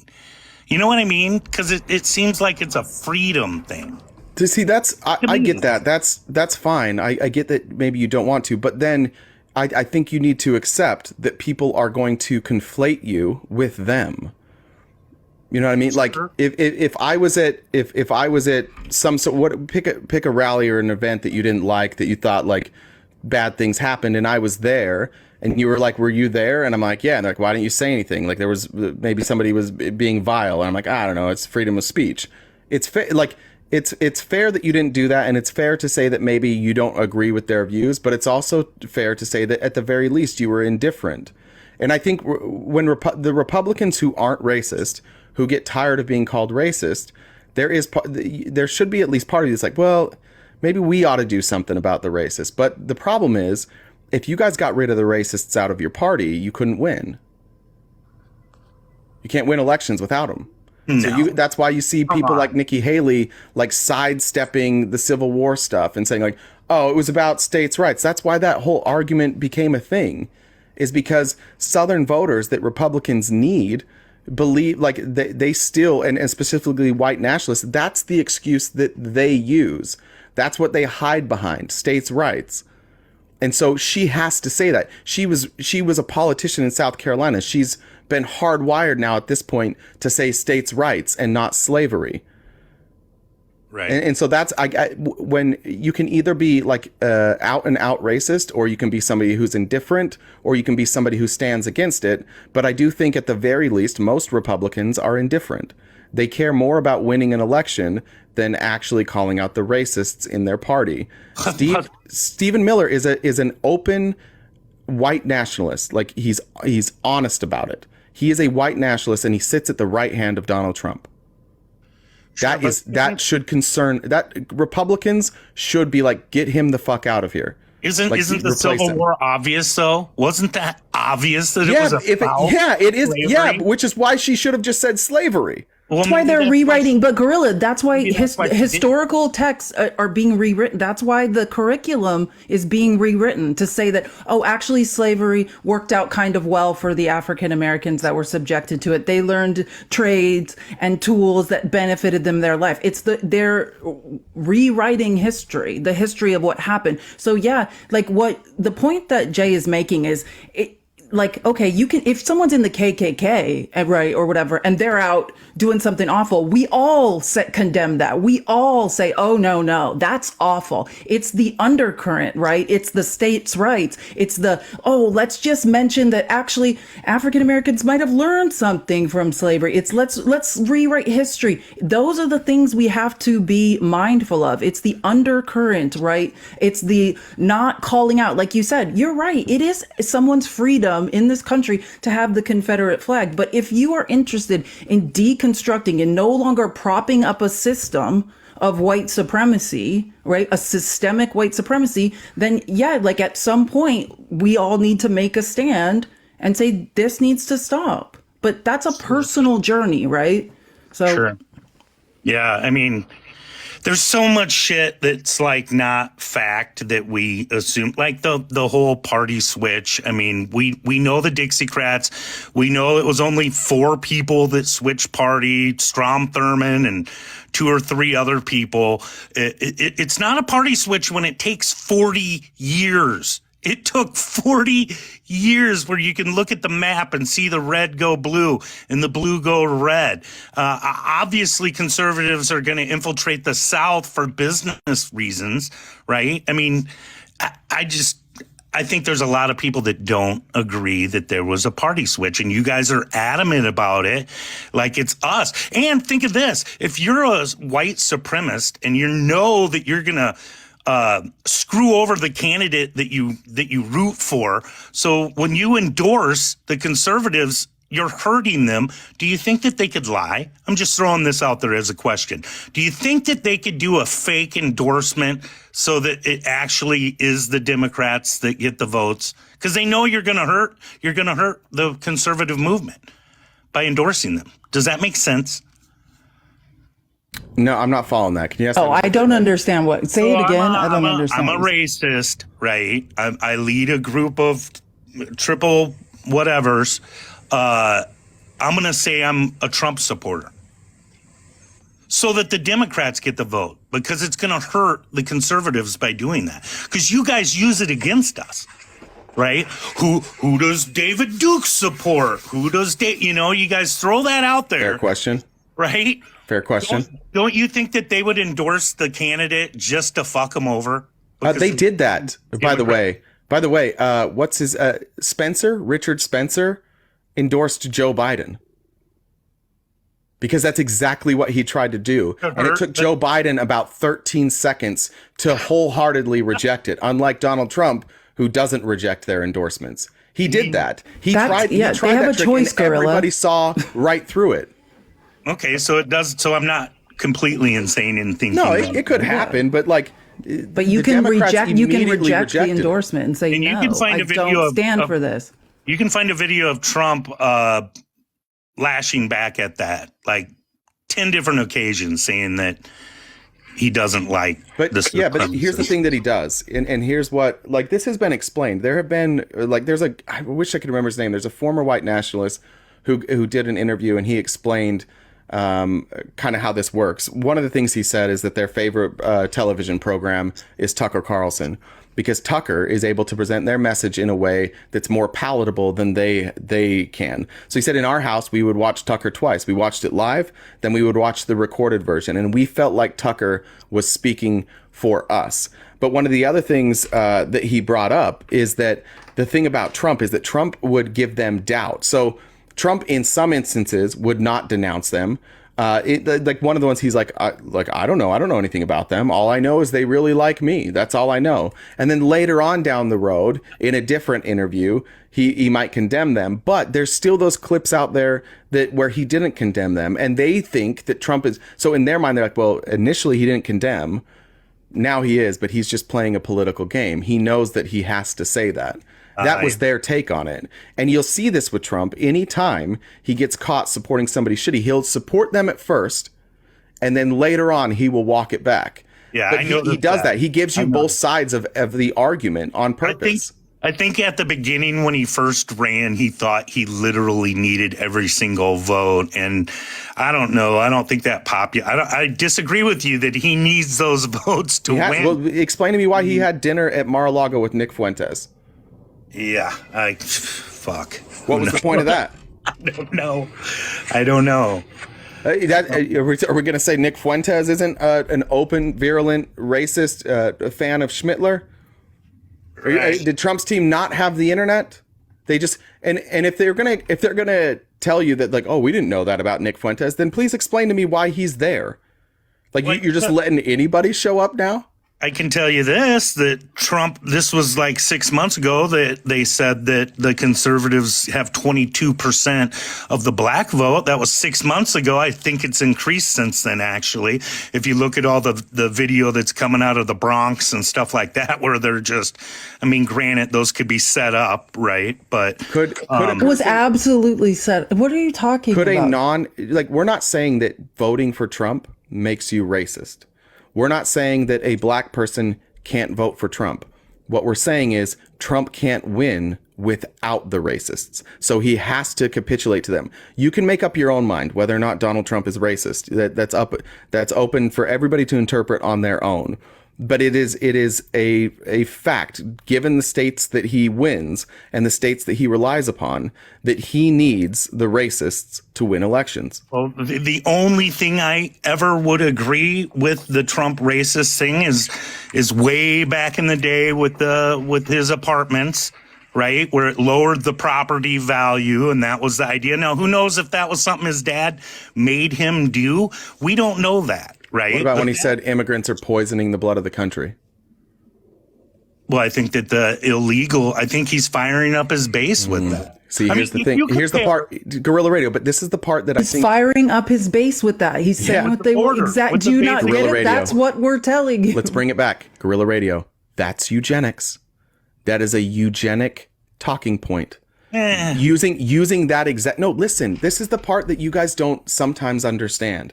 These are dog whistles, and you can believe one of two things. You can either believe Donald Trump is dumb or he's smart. If you believe he's smart, you know that his team is aware of this. Donald Trump's never said that before. He's never used that terminology before, and then all of a sudden he uses that terminology. It didn't sound like him, and it's verbatim. It is verbatim something that the eugenicists are claiming. Well, I think of science when I think of eugenics. Guys, tap the screen. Yeah, sorry, blood. Gorilla. Yeah, and follow blood. RTP's backup. That's why he said RTP blood. Talks too. If you haven't already followed it. Thank you.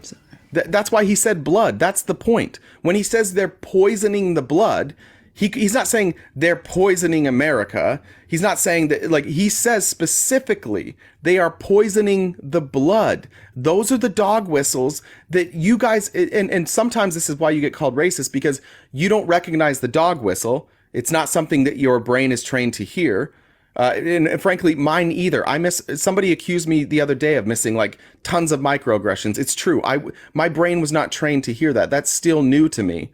But for the person who's not trained to hear that, it just sounds like words. But for the person who's heard that before, they know exactly where it comes from. So tell us the Biden dog whistles. You need an Indian accent to go into a 7-Eleven, racial jungle. You ain't black if you don't vote 100%. For me. I mean, but you don't ever talk about those. Oh, I mean, I've said that. No, wait, I've addressed that on this live multiple times. But I will say this. Hold on. I just sat up here when I gave my explanation and said racism exists.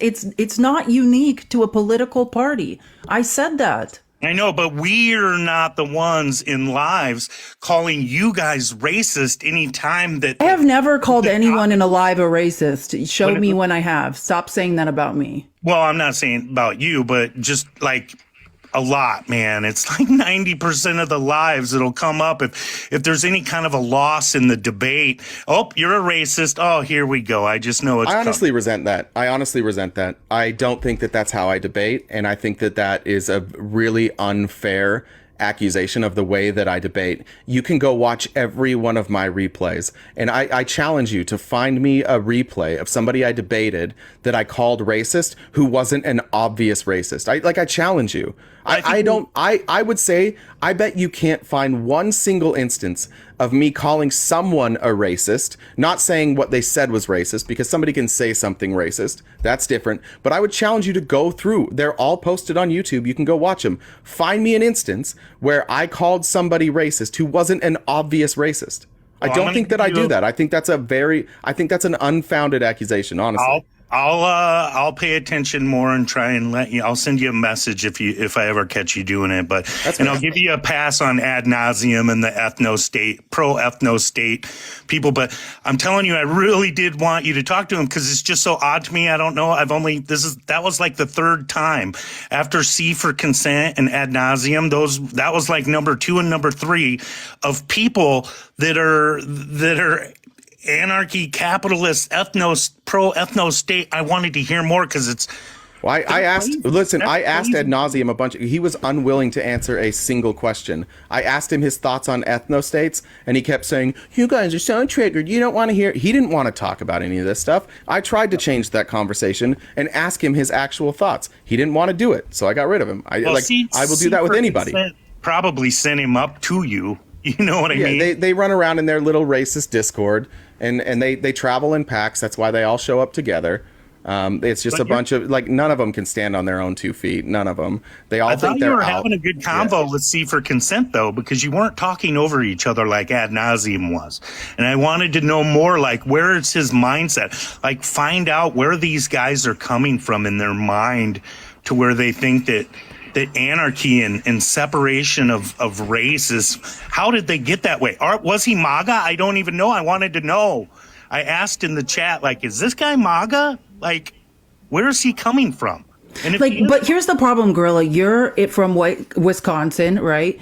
And like you're acting like, I never heard this. Like, I want to have a conversation about it. This is dangerous rhetoric that affects the lives of minorities every day and puts them in untenable situations that lead to violence and up to being unalived. So you are like acting like we're going for a stroll. Yeah. Well, I was trying to learn. It's not, because it doesn't affect you. I want to know where they're coming from. Like, how big is this population?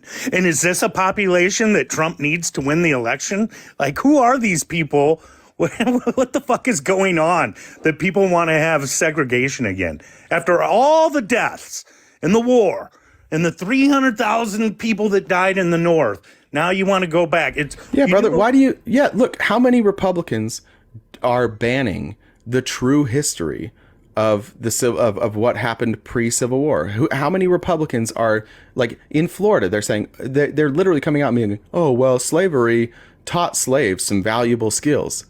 Like, they are like, if that's not racist, like it's so, they're so afraid of being honest about true history. Like I think sometimes we think that racism is just like a guy on the corner shouting the N-word. No, it takes many forms. And a lot of people's racism, including my own, I will happily admit this. I will happily admit that, like, I have had internal racism, and it still sometimes comes out. And I'm fortunate enough that there's some other creators on this app who have courage, and they will message me privately and just say, "Hey, I want you to know that the way that you said this, like, this is how it comes off, and or maybe this is misguided." And I appreciate that. Like, we have that, but the problem is that we think that the only way to be racist sometimes is to just, like, openly be racist. Supporting racist legislation makes you, like, is racist, right? If you support banning CRT, it's racist, because all we're trying to do is look at the history of our country and examine it from a critical lens, taking race into factors, like race, or making race a factor. Figuring out, do any of these problems, or any of these systemic problems, are they because of race? That's all CRT is. It is a way to examine what is happening and decide if there are racial components to what is happening, and if so, we should fix those components. I think everybody agrees with that. But the people who don't get educated on that and then just say, like, anti-CRT, you're upholding a racist system. You're upholding racist legislation. Yeah, if CRT's in college, I'm all for it. I mean, don't not. Which it is. CRT is Right. not taught in anywhere but in college, unless you ask the moms of liberty and the lies that they have proliferated. Right. Yeah. Because I could see that if it was taught at a younger but what they did, school- Guerrilla Radio, they take Saying that that because it's not. I've explained it a million times. It's not No, taught. I mean, I said it. But they take that and they expand it, and then they start altering history, and they start telling kids that, like, they start telling schools, like, you cannot teach children that white privilege is real. Why can't we teach children that white privilege is real? Yeah, I don't know.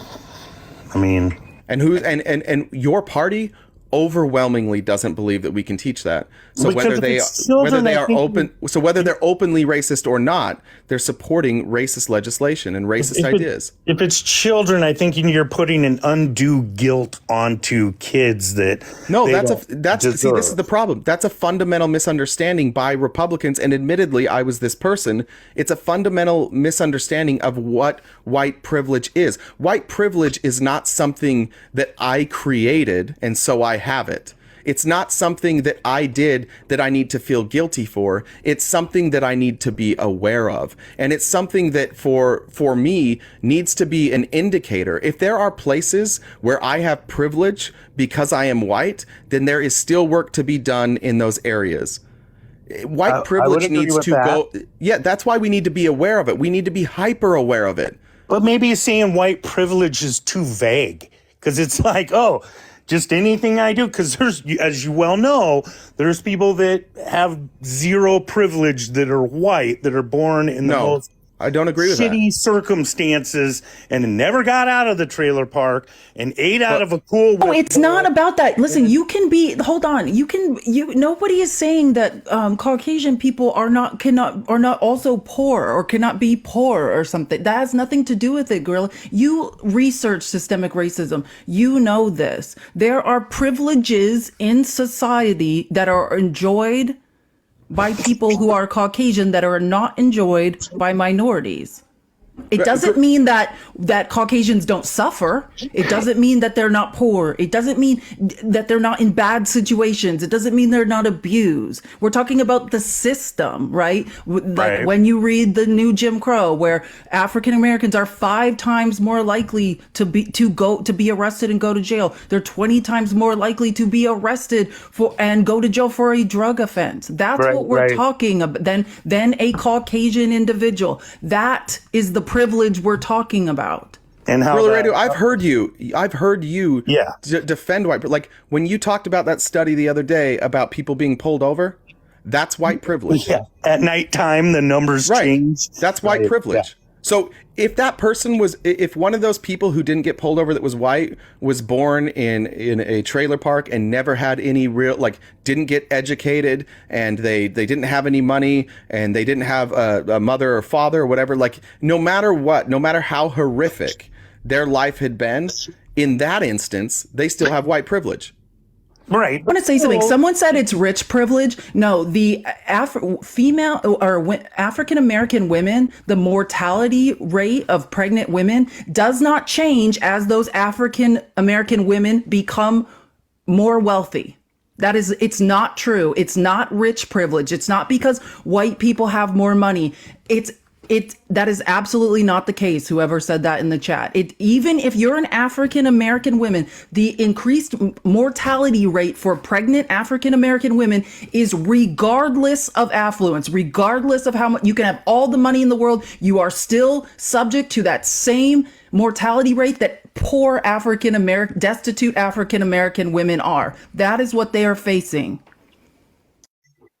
Yeah, I don't know if the privilege thing should be taught to children, RTP. I don't, Why?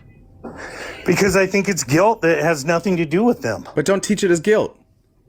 Well, I mean, it would be the same thing as CRT. Why not teach CRT to because you're going to be like, Because it's too complicated. Because it's too complicated for like a fifth grader to understand. It's in depth. The 10-year-old white girl next to you is at fault because she's white, and that's why racism existed. Then they go to the playground and come on. Yeah, Jones wrote an article on this. And so I brought him up to talk about this. He's obviously going to know a lot more than me. Thanks, Jones. I appreciate you taking a minute.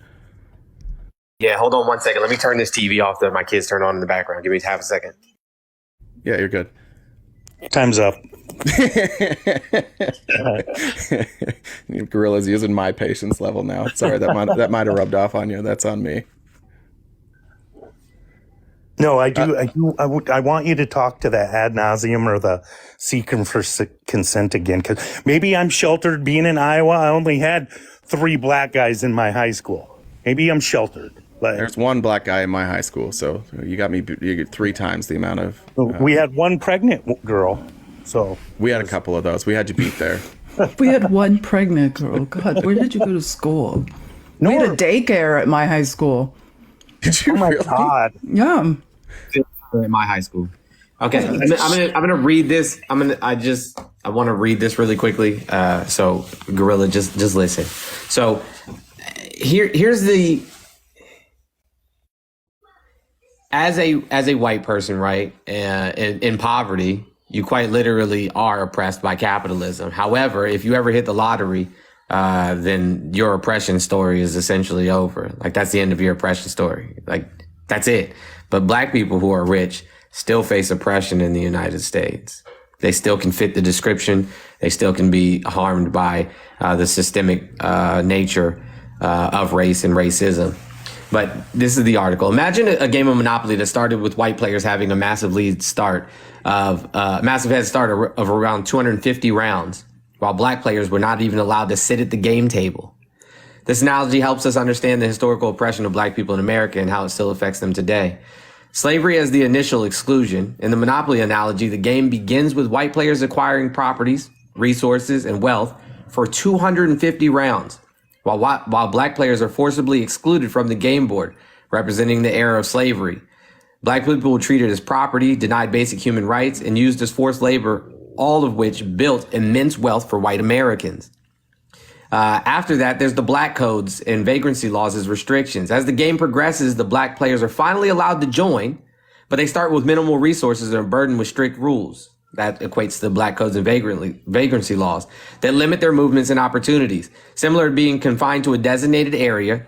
So just think, what are those first 2 spaces on the board? You know what I'm saying? Mediterranean, Connecticut Avenue. Like, hey, you could stay here, but you can't buy anything, and you got to stay right here. Then there was the Jim Crow era. So as time goes on, the black players are granted a few more freedoms, but they're still subjected to a separate set of rules. This is akin to letting black players move around the board, but they have to follow unfair rules that restrict their ability to buy property, access education, and participate in the game on equal footing.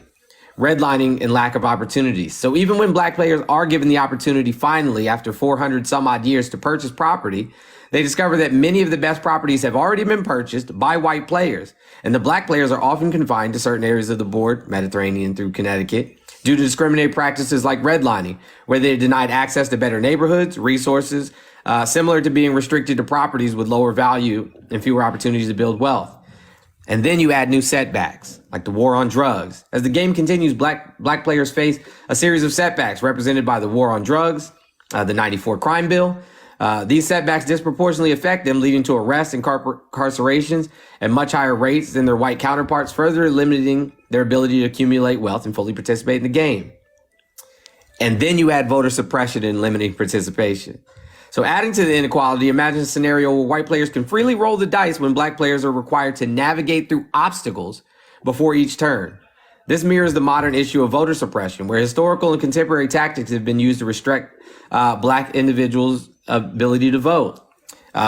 In 2016, Shelby versus Holder, they removed Section 4 and Section 5 from the 1965 Voting Rights Act, requiring pre-clearance for states like Alabama to change their voting districts or voting laws. But because the Supreme Court removed those restrictions, they eliminated 1,000 polling locations across the United States, every single one of them in a minority community. Every single one of them. This restriction hampers their influence on the rules of the game, perpetuating the cycle of systemic equality. So if you can't vote for representation of yourself, then when laws get passed that are restrictive of you, there's nothing that you can do about it because you have no representation. In this monopoly analogy, the cumulative effects of slavery, black codes, Jim Crow laws, redlining, war on drugs, 94 crime bill, voter suppression have created stark inequalities where white players have a massive head start and continue to benefit from the accumulated wealth and opportunities. Even when the game is seemingly open to everyone, historical limitations and discriminatory practices have created deeply uneven playing field, making it extremely difficult for black players to catch up or succeed on equal terms.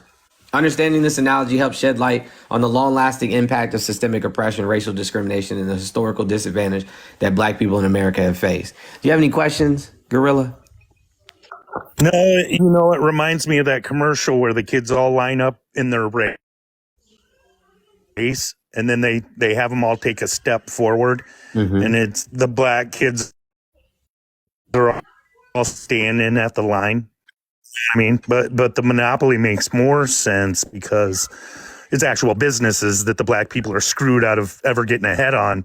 It seems as though it wasn't until the civil rights that, even after that, like you said, the 95 crime bill, where we're still not on an even playing field.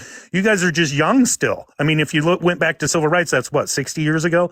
So you really just started 60 years ago about, being equal, but not even because of institutions were just sued in the last 3 years for discriminatory practices in lending. Chase Manhattan, Wells Fargo, Navy Federal, Bank of America, just sued and lost for discriminatory lending practices, for not giving loans to black people that make more money and have better credit scores. Yeah, or if you're black and you own a house, your house will sell for less money. Because it's appraised for less. You're right. And then on Martin Luther King Jr. How do you fix it? No, but then on Martin Luther, I just want to say, on Martin Luther King Jr. Day, we have people like Lauren Boebert saying, oh, this country's about equality, not equity, right? Like, we've given everyone equal rights, which is debatable and untrue in and of itself, but let's not create equity. And the need for equity is because of what Jones just read. This is what it's about. Yeah. That they're still too far behind the eight ball to even get ahead, right? So how do you fix it? I mean,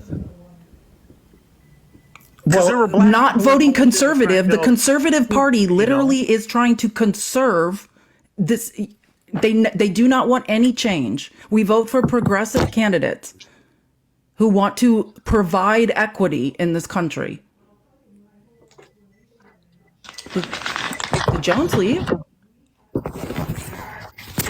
One of your mods booted him probably again. No, he messaged me. I don't know if he had to run. He messaged me, said thanks for having me. I appreciate it. I'm joking. I was ready to just listen to you guys all talk the rest of the time. So, Jones, if you want to come back up and answer any of these questions, I don't know if you had to run, but if you didn't have to run, I'd love to have you back up. I was just going to listen. That was a great analogy that he had, because it makes sense that they're just fucked. They're just fucked. Black people were behind the crime bill too. That wasn't just a white thing. So how do you square it up with them? Well, look, when we talk about teaching, Reparations, right? look, I mean, it starts with acknowledgement, and that's the thing that I think is most frustrating about the conservative movement and the conservative party is that they say don't teach this to children. Well, when are we going to teach it to them? Because not everybody goes to college. In fact, I'd say that probably a majority don't at this point. So they're never going to have college level classes. So they're going to go K through 12. They're never going to understand this. And then they're going to go into their life and they're just going to keep thinking whatever their parents taught them. At some point, we have to start educating people differently to make the change. And if we don't educate people differently to make the change, then where are we going to get that education from? I don't think we should rely on TikTok. I found this stuff out in my 30s, dude. They're still so far behind, though, that education isn't going to do it either. I'm not saying education will do it, but it's a start. It's a play. Like, we may not be able to fix this now, and this may take generations to fix. But the problem is conservatives don't even want to start the process. They don't even want to enter the discussions. There are a million things we could talk about to fix all of these problems. And every step of the way, conservatives are saying no. They're not just saying no, they're trying to undo other things like affirmative action, right? They're not just saying no, they're trying to drag us backwards in time. It's not just no, it's we're going to rewrite history. We're going to make sure generations of people going forward have no idea what has actually happened. Like, it's not just about let's not do anything. It's like, let's rewrite history. Let's erase the truth. That is terrifying. You know, the latest instance I've heard of this kind of shit was, I don't know if I brought it up to you guys. I think I did long ago when I first started going live. But when they were opening the dispensaries in Chicago, I saw this black guy on a video complaining about what's going on. And he's absolutely right that the Wrigley family came in and bought. So they couldn't even have the dispensaries in their own neighborhoods, right? Because Wrigley came in and bought up like whatever. That still exist, but you continue to support this party that what benefit are they getting to you that outweighs the fact that they are willing to ignore these types of behaviors? Like, not only ignore, but like Felice said, undo them. Like, what's the benefit you're getting from the Republican Party continuing to support them that outweighs all of this? I think it's, the political platforms don't get into this. They don't discuss this. We've had Clinton's, yours does, Joe though. But the Republicans do. They do address this. And what they're saying is, don't do any of this. In fact, undo some of it. It's fair to criticize the Democrats to say they're not doing enough. That's a very fair criticism. One of the main guys behind the crime bill. But hold on. But the Republicans are trying to go backwards. So, like, I would even say, even if you believe the Democrats are doing absolutely nothing, and I wouldn't agree with that, but I don't think they're doing enough. But even if we said they're doing nothing, I still think nothing is better than going backwards. And so I just don't get it. I do not understand for the life of me what Donald Trump, what MAGA, what they're doing for any of you. What benefit are you receiving? You're all, you hate it. You said already, like, you're all being labeled as racist, which is true. That's happening. You are being labeled more. And that started with Donald Trump, because Donald Trump refuses to, like, remove himself from racists, refuses to create, like, the appropriate distance, refuses to say that, like, we don't want them in our party. He elevates them. And so I'm just wondering, like, what are the benefits if Donald Trump wins? What are the benefits that are going to outweigh all of this? Yeah, I don't know. I don't know that you could say that about your party either. I know, but my party's not undoing it. So at the very least, if my party does absolutely nothing, they're not going backwards. Again, the crime bill was a Joe Biden baby. That was 1994. Right. And Joe Biden has acknowledged that was a mistake. And Joe Biden is not advocating for the crime bill now. I would not have agreed. Like, if we knew what we know now and Joe Biden was advocating for that, you would have a good point. Gorilla, if you were not good faith, advocating you for that. wouldn't keep going back to this one thing, which Joe Biden himself has now renounced and said was a mistake, and you cling to that. Like, see, it's both sides. It's both sides. Do you see that you're doing that? No, but let me just finish. And as like, I want to speak to the Democratic Party. Like I said, racism transcends political party. Okay, it just does, and everybody knows that. No one's making the argument it's one side or the other. But however, when we look at legislation, right? Because I'm not talking about what's in people's hearts. I'm talking about what legislation people are putting forward to undo the fact, right, that this country was built to benefit white male landowners, right? And yes, the neolibs this is my view, and the neolibs could have partnered with the progressives who want change, right? Who want to drag this country back left and are drafting legislation to create equity, right? But have the neolibs looked to the never Trumpers and been like, hey, we're here in the middle. We can all sit here and like change little to nothing. Yeah, that's happened, right? But there should be multiple parties, right? There should be Democratic Socialists or a progressive party that splits off from the Democratic Party, because it is having two parties in this country. There are vast swaths of people grouped together who don't necessarily, who don't have the same belief system. Some people, don't necessarily think something needs to be done. Right. So maybe some Democrats are like, things can just stay how they are. And then some of us are fiercely trying to pull the party left. Right. That can be going on within the same party. But none of that is happening in the Republican Party. Conservatives have literally said nothing should change. Our job is to proliferate the conservation of how this country was built or what it was built on. That's what your party's doing. Well, so neither party, both parties are messed up. Neither party is perfect. Yeah, but one party is bringing forth legislation to undo the damage that has been done by white supremacy, systemic white supremacy in this country. Okay, do you know the recent thing that's hurting black people in our country right now? That's huge, right? It's all over the news with the border. And what that's doing, you could pull up thousands of videos of black people and how this affects them. It's Joe Biden. And every time the Democrats say what you're talking about, like specific, because I'm not sure what do you know what he's talking about? Yeah, what he's talking about is that it disproportionately affects poor people. That's what he's getting at. And so there are people that are out here saying like, in our cities we're not getting funding, like in black communities we're not getting funding, and yet we see people coming across the border. I don't know that it necessarily affects them in a way, but they're seeing that migrants are getting benefits and money handed their way when historically these black neighborhoods have been underfunded and ignored. It's a good point.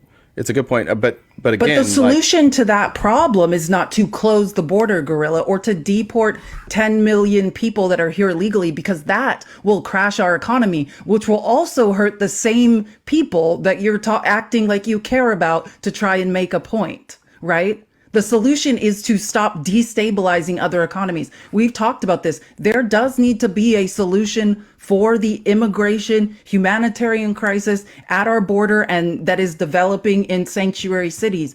Absolutely. But closing the border, the Republicans have never fixed the immigration problem. Have they? No, they haven't. There's been no meaningful legislation or changes to the immigration problem. Can we go backwards? Talking about a talking point. Can we go backwards real quick? For an election. We can come back to this. But I often hear the 1994 crime bill, and I don't know if you know what's in it or not. I don't know what your level is, but like some of the problems with the 94 crime bill were things like mandatory minimums, things like that came out of it, like stop and frisk. We know now that those mandatory minimums did nothing but incarcerate more people. Stop and frisk was a way that was perpetrated to just like disproportionately affect black people and try and put more people in jail. Donald Trump advocates for both of those policies to return. I can send you videos of him advocating for both of those policies, including a video where he talks about increasing mandatory minimums and then them bringing up the fact that that woman that he pardoned that was doing 30 years for marijuana, like she would be back in prison. Like the very injustice that he claims he's undoing, he wants to put back in place. So again, like you can point to all of these problems, but what you can't do is point out a single solitary thing that conservatives are going to do to fix that. Not one. Do you know how many times the Democrats have come to the Republicans and said, we want to do something about the border. We recognize it's a problem. Let's do something about it. Let's pass some legislation. And they are openly saying, we will not do that because we will not give Joe Biden a win. We will not let Joe Biden solve this under his presidency. And they want you to believe the same dumb shit that you do believe. And I apologize for that. But you're like, Joe Biden created this. No, he fucking didn't. Donald Trump absolutely created this mess. Donald Trump caused this. That's why in 2019, we saw a 500% increase of border crossings despite it being flat for the previous 12 years. We can point exactly what he did to Venezuela, exactly what he did to destabilize them that caused people to come to our southern border. I don't want to hear this is Joe Biden's fault one more time because the only thing you guys point, he's inviting them. When did he invite them? On his campaign trail. No, he said immigrants are welcome. He said, I won't deport. As they always have been. Yes. He said he wouldn't deport anyone his first 100 days, and it just boom, and then it never stopped. Wait, Hey, it started in 2019, Gorilla. Since May 2023, Gorilla, he has deported over 470,000 people. That is more people than Donald Trump deported in all of 2019.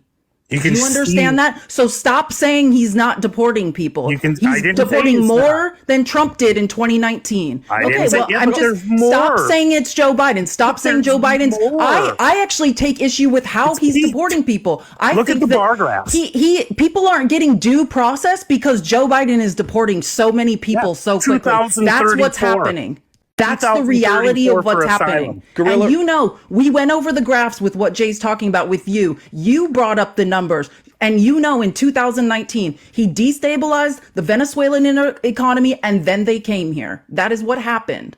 But it's not just them. It's all around the world. Yeah, because they're Gorilla. all coming. Yeah, this is, yes. The two countries they're coming from the most are Cuba, a country that we destabilized their economy, and Venezuela, another country that we destabilized their economy.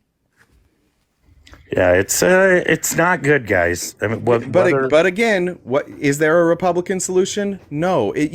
Everything that you've brought up, and this is why I keep asking you, everything that you do to support the Republican Party is just shit that you say that is a problem. There is no solution. What's the solution for the border, Gorilla? At the same time, What's the solution at the border? Immigration reform. Quit destabilizing countries. Okay, now you're not going to deport them. Okay, so have the Republicans So have the Republicans engaged in good faith efforts to do immigration reform? Yeah, but I seen that in the chat. Yes or no? No, they haven't. They haven't, Gorilla. Immigration reform Gorilla. Hold on. Mayorkas, the man they keep trying to impeach, he wanted to make it so you can't come to America, you can't claim asylum here unless you first stop in another country and claim asylum, because that would stem the flow. And guess what happened? The Republicans sued him. So he can't do that. Do you understand that? The people that are in sanctuary cities, the people awaiting their court dates, we wanted to give them work visas. We have 10 million jobs that Americans in this country don't want to do. They wanted to give them work visas so they wouldn't be on the dole. They wouldn't be taking handouts from taxpayers. Guess what? They sued Mayorkas so he couldn't do that. Do you understand what the Republican Party is doing? Because they want to win the election on the border. They don't want to fix things. Stop saying they're fixing things when they are doing the exact opposite. The Mexican government asked for Oh, the Mexican Jesus government Christ. said, "Hey, we will help you out. We didn't cause this problem in Venezuela, but we understand these caravans are coming through our country. We will help you out. Send us some money so we can help you because first of all, Mexico shouldn't have to pay for this. We're the ones that destabilized it. They asked, they just said, send us some money, send us some supplies. We will help you. We will help take care of this. Like we will help house these people, but we don't have the resources to do it. So send us the money." Republicans, no. Yeah, but you guys are trying to pin this on just Venezuela. This isn't us No, dude, stop. destabilizing one Dude, country. listen. No, we're No, not. I'm not. It's we just everybody. Yeah, but you hold keep on. going back to what? that. Because the two places that they're coming from most are Venezuela and Cuba, and so the increase that we're seeing in people at the southern border are because of actions we took. We were already getting 40,000. I think it was 40,000 encounters like a month. That's where we were at. For 12 years, there were people. There were people coming to our border. They've never stopped coming to our border. But when we saw the surge, it started in 2019 after Donald Trump destabilized Venezuela. And we continue to see that, and we have done nothing to fix the problem. Republicans will not do anything to fix the problem. They won't give Mayorkas the ability to fix the problem or to stem the tide. They won't let Mexico help. And again, your response to all of this is, you keep saying it's just Venezuela. Yeah, but at least we're saying something. At least we're advocating to do a goddamn thing. And the Republicans have just decided we're going to bitch and moan all day, and you are parroting that.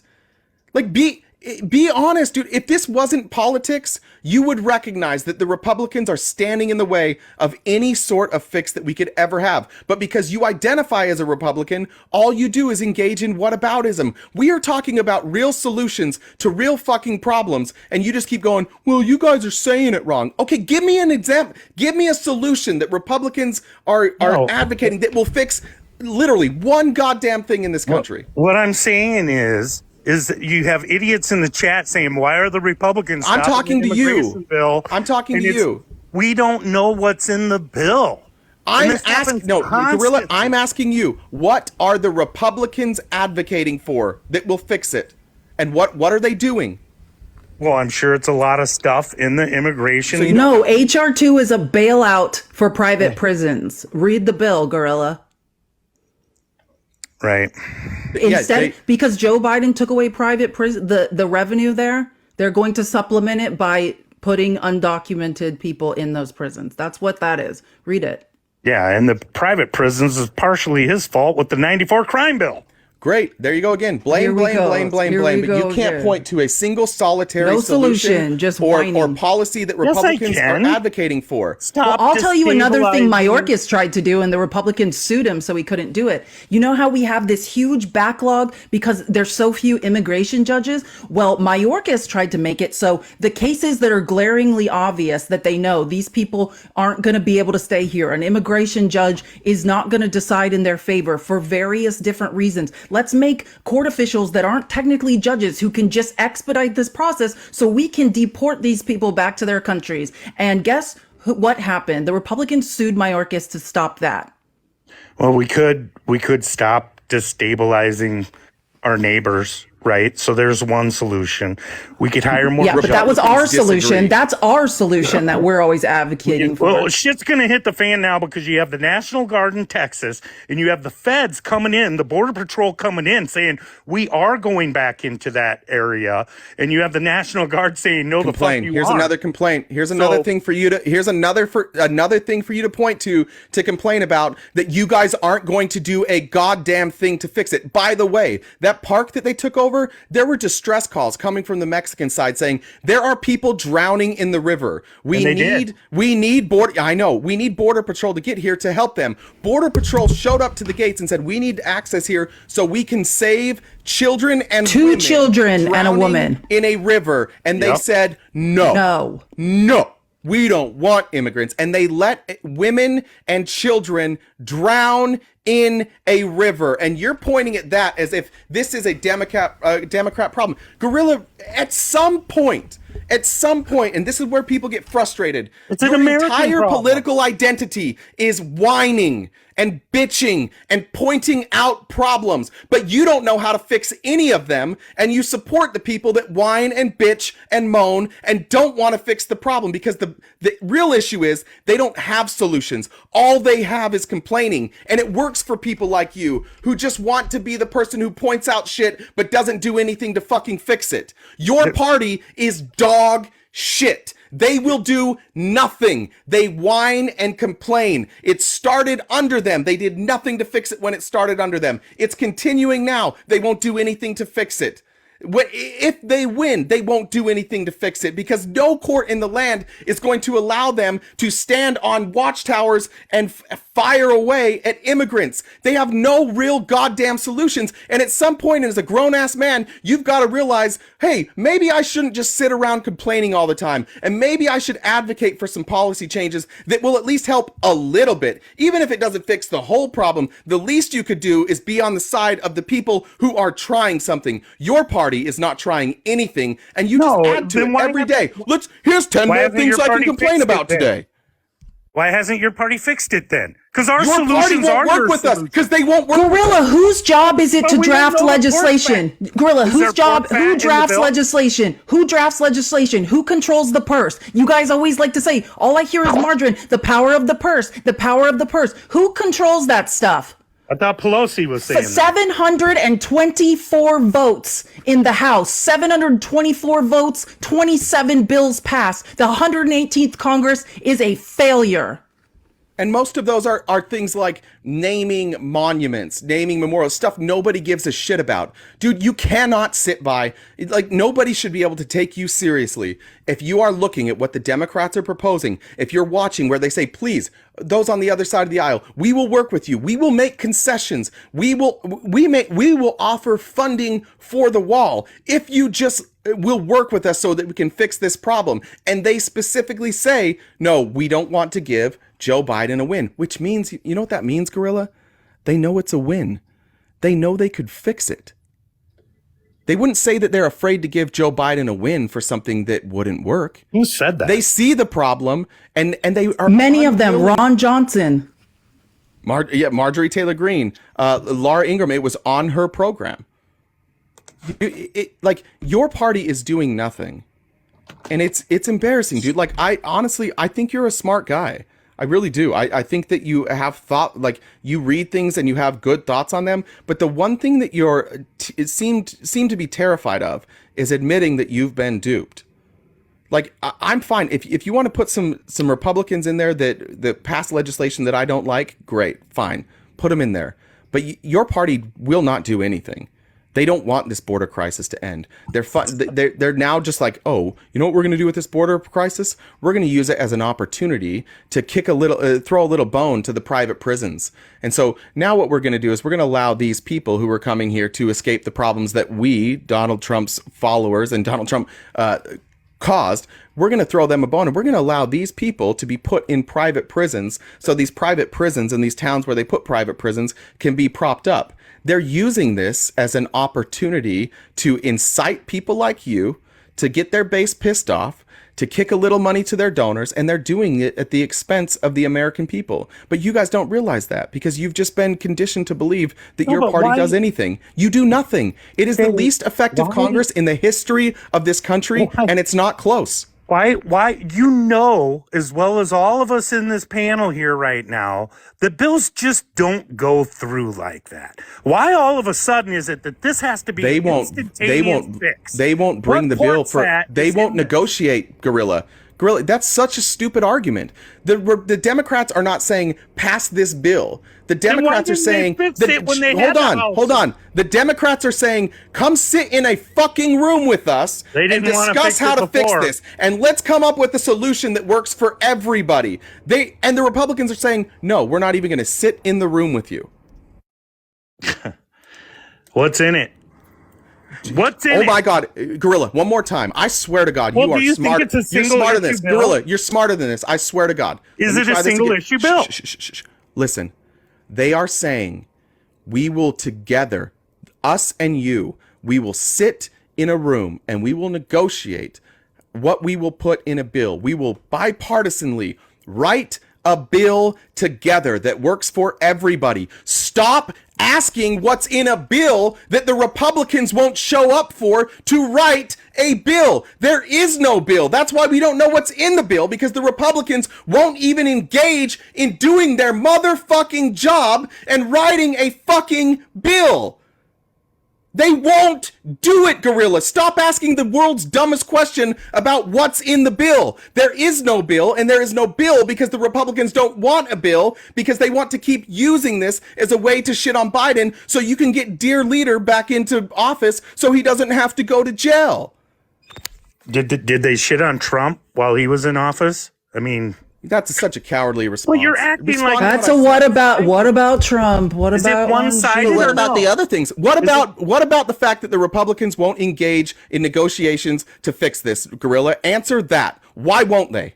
I don't know. I think they have disagreements on several topics. Then get in a room and disagree. That's how Congress is supposed to work. You sit around and you disagree on shit and you come up with a bill that works for everybody. They won't start the conversation, dude. I think DACA's involved in it too. I think that you are being a massive coward right now. And you are playing whataboutism because you don't have answers for this. I agree with you. This is fucking sad. People are unaliving. They're drowning. Then stop supporting the pieces of shit who want it to keep happening. I don't think that they do. I don't think they're saying that. What have your candidates said at these debates? They're saying to shoot them. Give me a sword. Yeah, come on, really? That's what they said, Gorilla. Please, did they say it or not? They're not saying to shoot them. Yes, Ron DeSantis said in the back. Ron DeSantis, he's the governor of Florida. He's going to shoot him? Donald Trump said shoot him in the leg. Just maim him. Fuck. Give me a break. Dude. Fuck. That's your party. That's what they said, dude. But you're too smart for this. You are too smart to follow such stupid people. You're smarter than all of them. You shouldn't be following them. They are stupid and they are grifters and they are lying to you. You're smarter than this, dude. You're too good to be MAGA. You're way too good for that. You can read. Trump asked about shooting protesters in the legs. The Hill. Something after George Floyd death. I don't see how that was about the protesters at the White House when he went and he wanted to take that little picture at the church. Let's just shoot him in the leg. Did you hear Governor Abbott saying we're doing everything we can up to unaliving people because then the DOJ would do something about it? And now I believe DeSantis is sending his National Guard to Texas too. Awesome, dude. They're doing nothing.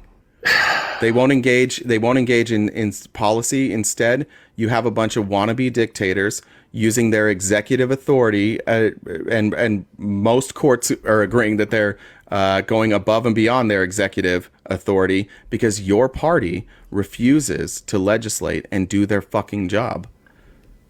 Yeah, I mean, it goes both ways, right? It does not go both ways on this one, buddy. I'll give you an example. Let me give you an example of how party politics gets in the way of shit. You had Obama and Biden. Wow, everything got quiet. You had Biden and Obama in the Oval Office being updated on the whole Russia bullshit with Hillary. They knew she made it up. And they did not. Nobody said a fucking word. No, she didn't. She didn't make up anything. $37 million She didn't make up anything. You're lying now. Now you're lying. Well, I mean, you're lying. Dossier. It was the Steele dossier was not a lie. I've told you this. I've told you this 50 times. No, stop, dude. I've told you this a million times. A dossier is not meant to be truthful. A dossier is a list of things that people will try and use against a candidate. They don't fact check dossiers. They've never been meant to. And if you watch congressional testimony, they said that the investigation into Donald Trump and his connections with Russia did not rely on the dossier, that the warrants would have been granted without the dossier. This is just shit that you've been fed. And again, you're smarter than this. You're too smart to 6 years later be saying the same dumb shit. Dude, They did nothing. It cost millions of dollars to investigate Trump, and they were warned. They never investigated went there Trump. To the Oval Office. They didn't investigate FBI Trump. Said They this is didn't bullshit. investigate Trump. This They is investigated bullshit. any and all connections into Russia. But again, you're deflecting. You're deflecting away from the fact that your party does not want to do anything. By the way, during that time when they were investigating Trump, you know what they were also doing? Passing bills, doing bipartisan legislation, doing their jobs. So again, this has nothing to do with your party refusing to do anything. They will not do anything. There is a real problem at our southern border, and that it is a complete dereliction of duty for them to say we will not engage in any negotiations on how to fix this until our guy is president. That is not the oath they swore. That is not them acting in your best interest or my best interest. They are acting in Donald Trump's best interest, and you are sitting on here defending it like it's a good thing. Well, I'm not being disingenuous. I realize that their time is taken up going after Biden now because of fucking politics. Because they go after each other. That's a choice, dude. That. They could be legislating. And Biden still has another year. Hopefully Why won't they can get some legislate? Immigration Why reform won't they done. legislate?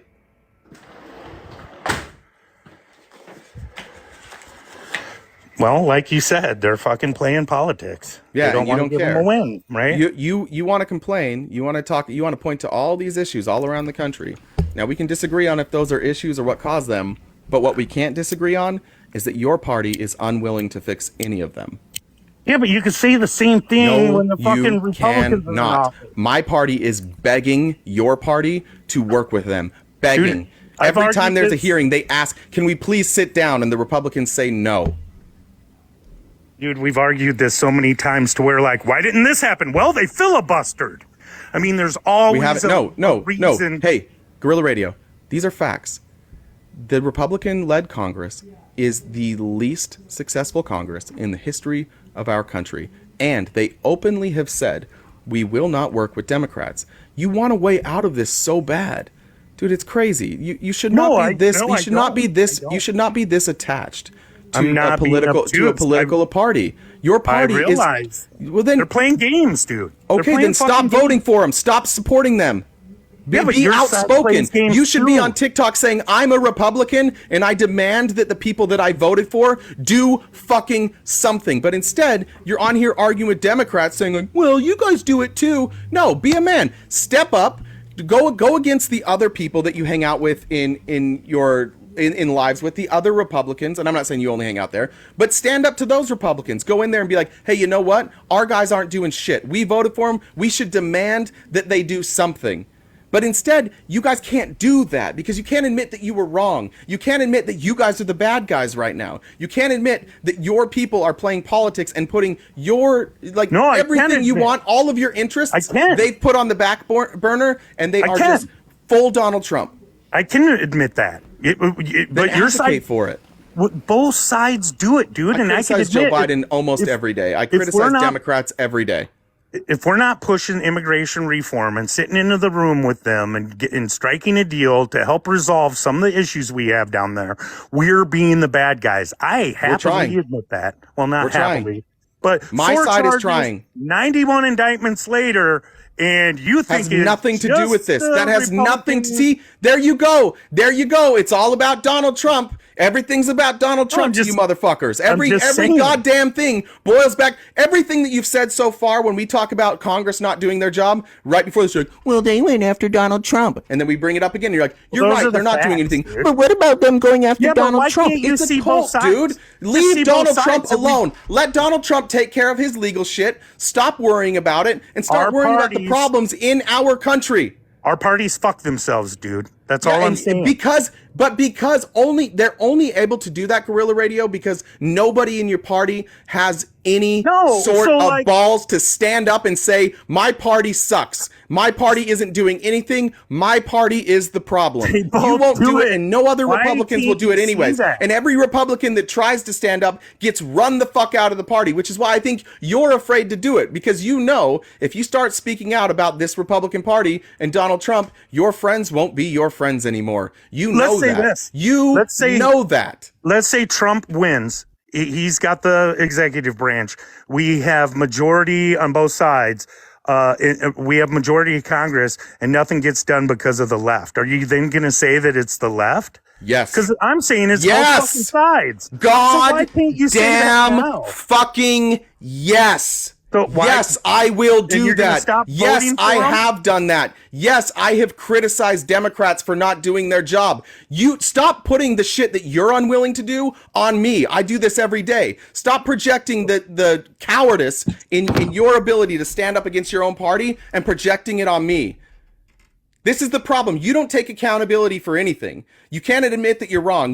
We've already done this, and you're still on my I platform can't admit. despite the fact. What do you want me despite to the admit fact I'm that wrong like about? you lost a bet I'll to do me, it. and then you went and smeared me. We did that. You are unable to admit that you are wrong. Unable to admit that you're wrong about anything. It's a pride thing for you. Your party No, sucks. I just dude. said. Find I a just different said party. we're the bad guys. What do you want me to do? I want you to speak out about it and stop playing whataboutisms every time we point it out.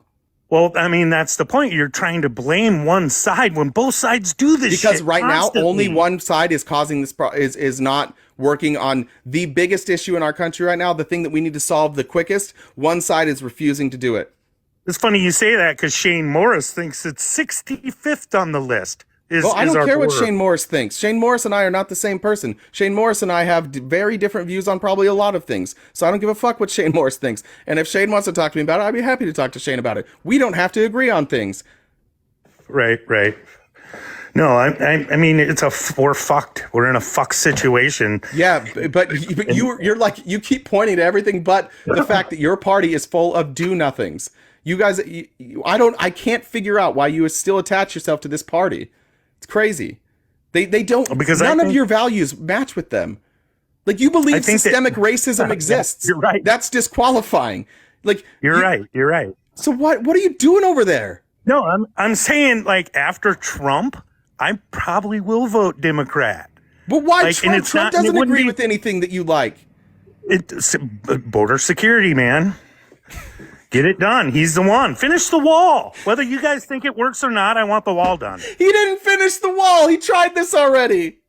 Yeah, because you know who stopped him. You know who Because it's stopped Trump ineffective. on Again, everything yeah. he tried to So do? you think Your he's party. going to go back into Congress and then magically he's going to get his wall? Are you out of your goddamn mind? No, because the Democrats are going to stop him. Okay, so just stick with it. We're fucked. We're Okay, fucked. Is done by think tanks. It's just an ineffectual use of funds, right? Like we're not in siege warfare anymore. This is not the dark ages and we're in a castle and we need to dig a moat and build a wall. It's an ineffectual way to handle the immigration crisis. There's different ways to allocate money that would be more effective. That's the issue with Yeah. the wall. I hear you. I want the wall. dude, why- I don't like- care what a think tank says. Can you just When you just- put a little ladder in front of your stairs so a little kid can't go down the stairs, right? It works. It works. Yeah, that's You have a 30-foot fucking bizarre wall. Okay, but that's a People bizarre aren't going to be climbing the wall all the time. They'll be on we've camera, already they can hit and them. we've already agreed multiple times that most of the problems at our wall are not caused by people who are just walking, like sneaking through the border. That's not where most of Yeah. our problems come I from. know, but So why listen, hold on. sidetrack? Just let me just say this. I understand I know, you have overstaying I understand visas. I understand you have an emotional attachment to Trump. But Donald Trump does not believe in any of the things that you believe in. This is why I say it seems like a cult. You are anti-Trump in everything that you think, except for voting for him. You don't support his policies. You just ripped the crime bill, and he's advocating for bringing that crime bill back. You don't agree with anything he stands for, and yet you're like, as soon as he's gone, I won't vote for him anymore, and I'll vote for Democrats. Maybe. Tell me another reason. Tell me anything besides this is a cult that would make any sense there. When you're voting for a person who does not back any of your interests. It's not a cult, man. Okay, but give me a different It's reason. not a cult. Give me a different reason that you're supporting a guy that doesn't back any of your interests then. Well, and I wouldn't say any of my interests. There's a lot of things that I would agree. So far you've come up lower with build taxes the for wall. everybody. How about that? How about what? How about lower tax? How about America first? How about building manufacturing jobs here? Well, he didn't do Right? that, did he? There's He didn't do that, did he? you know, He gets stopped everywhere. If you like manufacturing jobs, he could have done so much more. The thing that, and you know who did do more than him? Joe Biden. He brought back manufacturing jobs, didn't he? He put in the CHIPS Act. Now we're manufacturing our own chips because Joe Biden is an effective leader. Was that bipartisan? Yes. Okay. Yeah, because he's an effective leader. The job of the president is to effectively lead, which means they need bipartisan support, which Donald Trump doesn't have and is incapable of gaining because he's such a fucking sociopath. No, I think that they see the writing on the wall with China and Taiwan, and we better fucking start producing our own chips. Yeah, and Joe Biden got it done. Are you saying there was no writing on the wall during the Trump administration, that we just figured this out in 2021? No, it's been going on a while, and I'll give Biden the feather for that. Okay, well then why couldn't Trump get it done? Good job, Biden. Why couldn't Trump get it done? They stopped him everywhere he turned. Exactly. So Guerrilla Radio. They hated him. Perfect. Even the Republicans hated him when he first came in. Listen, I agree with you. So knowing that he's ineffective because everyone hates him, if you're running a corporation and everybody hates the CEO and you fire the CEO and things like the stuff that the CEO wanted to get done, the next CEO starts getting that done. And then you're like, let's bring back the other CEO, and everybody in the company that works there's like, we don't want to work with this guy again. And you're like, well, we're going to bring him back anyways. Dude, just throw aside like the partisan bullshit, throw out politics. He's an ineffective leader. He cannot lead this country. He can he can't lead his own party. He's a better leader than Biden. His own party is fractured. He can't lead anything except for the people who give him absolute loyalty. He's not a good leader. So why do you want him to be the leader? Why do you want the worst possible leader to be the leader? Because my opinion is he's a better leader than Biden. Biden the other day said that he had to pay but Guerrilla Radio, $30. No, this is an opinion. This is not opinion. This is talking about their actual record.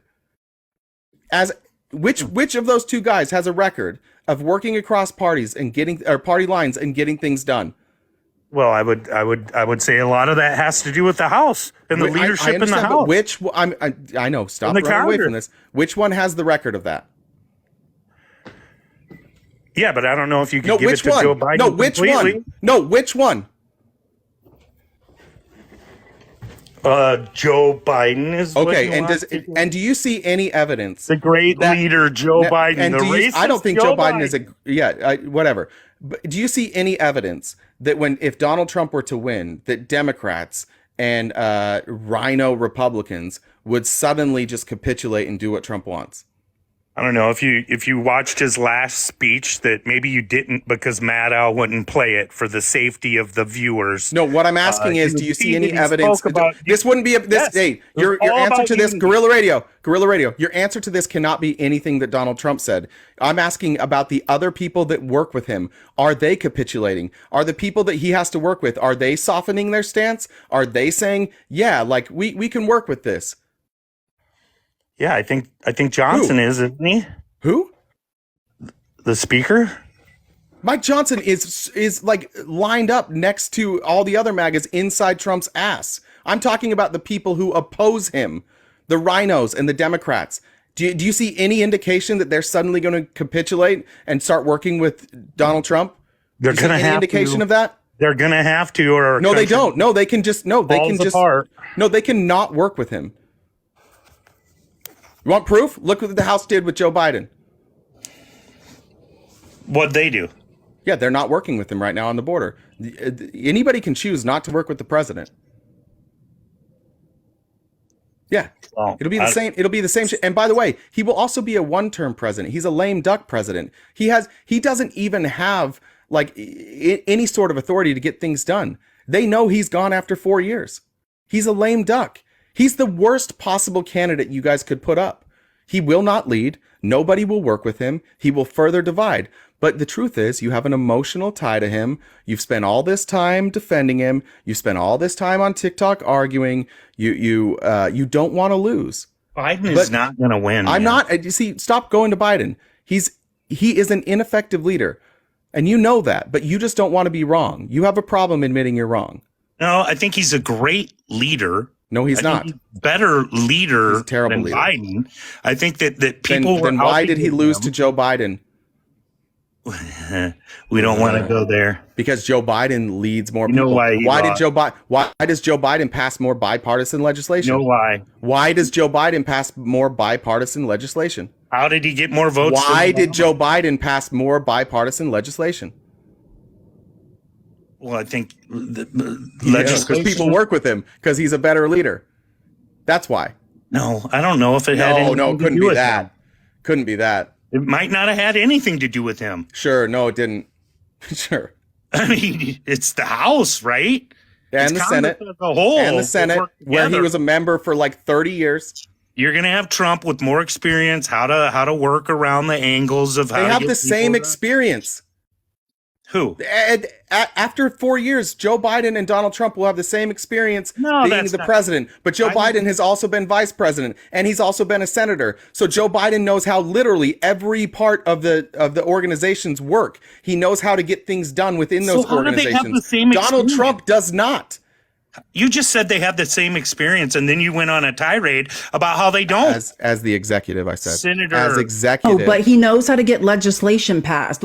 He's and one of the only Democrats. Just let me finish this statement. Like, just as someone who's very immersed in politics, especially on Capitol Hill, and what he does masterfully is he has Republicans in the Senate that respect him and will negotiate with him. And we've had problems with that with Democratic presidents in the past. And look what happened with Obama. Like, right? That's what Joe Biden is amazing at. He built relationships over decades that we are now reaping the benefits of. I've never seen Mitch McConnell more willing to work with anyone ever in my life than Joe Biden. Yeah, and you guys want to say that, like, oh, Biden's done so much. I mean, No, take into account what Trump went through. Half of his presidency, there was a worldwide pandemic, for fuck's sake. All of a sudden, like, you're going to compare, like, Joe Biden did this many and Trump did this many. Well, Trump was dealing with other shit plus 2 impeachments. And you guys want to... Yeah, stop doing shit to get impeached for. You know how many presidents got impeached twice? Fucking none. Trump was taking responsibility None. for his There's more actions. evidence. There's even more evidence that he can't get shit done because when he was there, everybody around him was trying to get rid of him. Whether you think those impeachments are sham impeachments or not, were. nobody fucking likes him. He should not lead organizations where nobody likes him and wants to work with him. You are adding, this is my argument. Everything He you just set say a record. adds to my argument. He's the only president ever to be impeached twice. Only president ever. He's the most unpopular president ever to work within these organizations. He will get nothing done. You just like set he a record. did get nothing Just set done. a record. Set Just a set a record of what? record. Yeah, In of getting Iowa, you impeached just- the most? And now also 51%. being indicted the most? Just set a record. And also here. having two civil cases ruled against him the most? How many more fucking records does this guy need to set before you're like, oh, goddamn, maybe he's not a good guy? Maybe, well, yeah. Yeah, I mean, oh no, it's always everybody else. It couldn't possibly be Donald Trump. He's the only common denominator in all the fuckery, but it couldn't be him. It's everybody else. Everybody's in on the take. The juries, the grand juries, the judges, the lawyers. Everybody's in on it. You guys- you know what you're saying? Everybody fucking hates this You guy. guys So just- let's reelect him. It's Brilliant. just like it's most funny. most hated politician in the history of our country, and you're like, bring him back up. That'll fix it. Oh, Felice, you know what Fucking weasel words stupid. are. You've done that, right? Mass comm, like weasel words and commercials, and that's exactly what you did with your video about Trump. Like, he sets a record in Iowa, and then let's go look at how many votes that had. Oh, it was only 5,800, blah, blah, blah. It's 56,260 votes. You don't Or want. whatever. First of all, you, he didn't listen, set- I'm Right, a how many researcher. voted before? I'm a researcher that deals in facts. I'm sorry So that you how many don't. voted in your Nothing vo- I said was not factual. You don't like it. That's not my problem. The last he got election, how many voted? 56,260 souls. And in 20 decided that Trump should be, or whatever they decided. And how many did it They in were voting in 2020? a cardboard You see the bag. weasel? And you see the weasel? What? Is Do you who see what? the weasel in this? How No, many you voted no, in you 20 goddamn potato. No, listen. He was the fucking incumbent running unopposed. Who's going to show up to run for an unopposed incumbent? There were no other Cruz. candidates to vote for. Go to This is the 2016. dumb shit that you say Look that you at the don't know what you're history. talking about. He Go is back to he the was an history of incumbent it. in 2020 running unopposed. Every single person there would have voted for him. Nobody showed up. There was nothing to vote for. If you know anything about the history of politics, when there is an incumbent, nobody shows up to Dude, vote. he had In fact, when three. you see the Democrat There were caucuses, three. they will be very small because this is an incumbent. There was 3. Ted Cruz was one of them. There In was 2020? 3. Yeah. Well, maybe it Ted was Cruz ran against 2016. Donald Trump in 2020? Maybe it was 2016. Yeah, but not go back- 2020. Yeah, I'm see just how saying, look at the you get history. shitty stats? You don't know Look what at you're the talking history. about. So look at the history of how many voted. What is it? Always around 60,000? Because that was your point that you were making. Only 60,000, so it's not a big deal. But go back. Oh, to the I history never of made that. elections. I said the number of people of votes that Trump got, and that triggers you. I'm sorry, I know the exact number of votes he got. Let's look.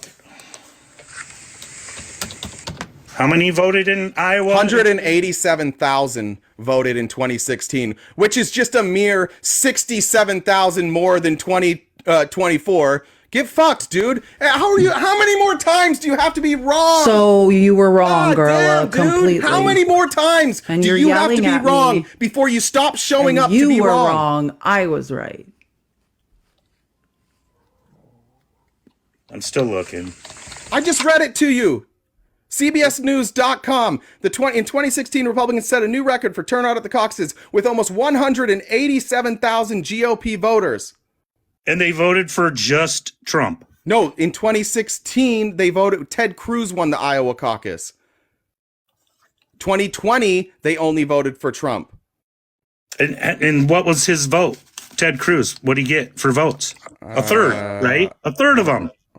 Who cares? That wasn't your claim. Your claim was that Felice was lying about the numbers. She wasn't. No, She was wrong. You I'm should not apologize saying to she's Felice. lying. No, you said said it's a Felice was weasel. using weasel words and that we do the same shit that everybody else does. And it turns out Felice was doing what she always does in that she gets her facts right before she opens her mouth, like she always does. I'm just saying that the winner is always going to get like 60 or close to it. It wasn't a good Cares. point to That's make. not true. No, that's not true. Most of the time, because Iowa is the first caucus, it's very competitive.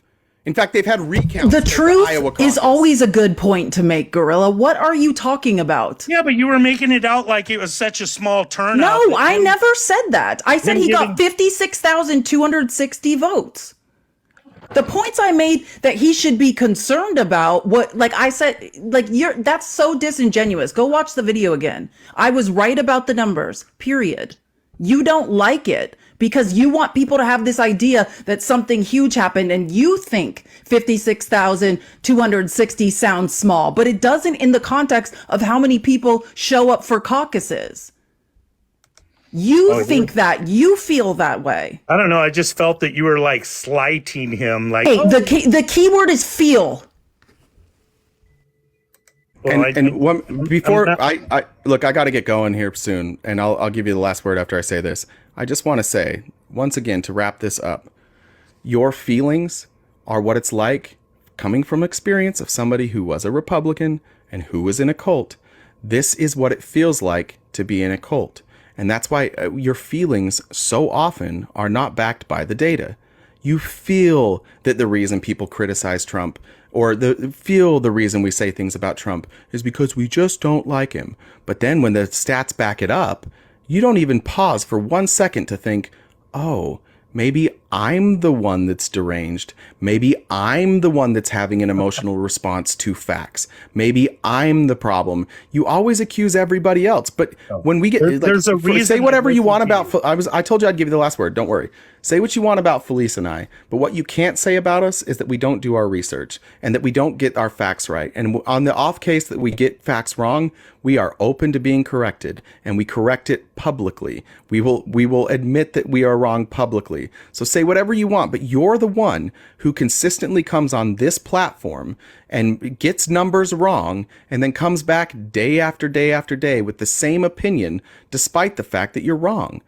You're the one with the derangement syndrome. You're the one that is caught up in your feelings. I can't stand Donald Trump, but I can statistically tell you why. I can point to all the numbers why. You can't. All you can point to is mean things that people said, or he was impeached, or he was indicted.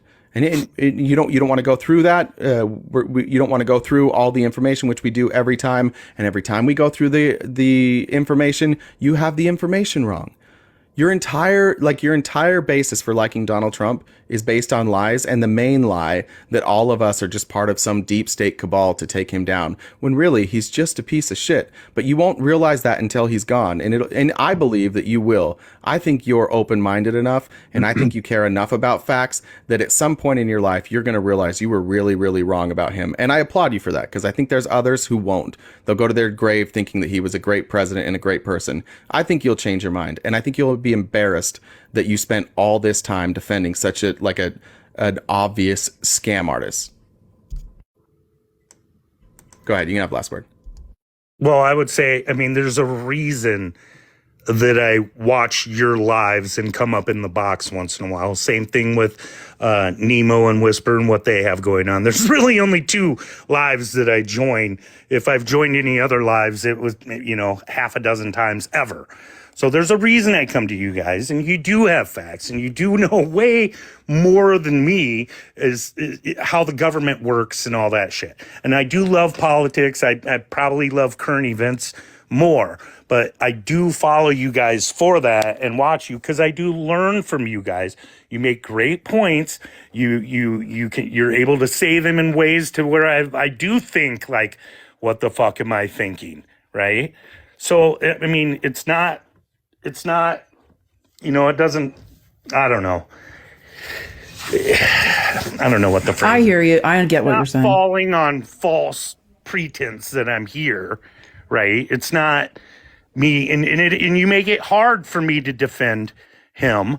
But again, I mean, that's one of the reasons that I do support him is because I seen everybody attack this guy when he came down the escalator. They all loved him before, and they all hate him now. And can you point to any other person in the history of this world that was this universally hated unfairly? No. Well, wait. In the history of the world? How about the history of American politics? Genghis Khan? I don't know. How about the history of American politics? No, it's both parties turned on him. They hated him. And that made me think. And the question is, like, why do you think that just means that, like, why do you think that means everybody else is wrong?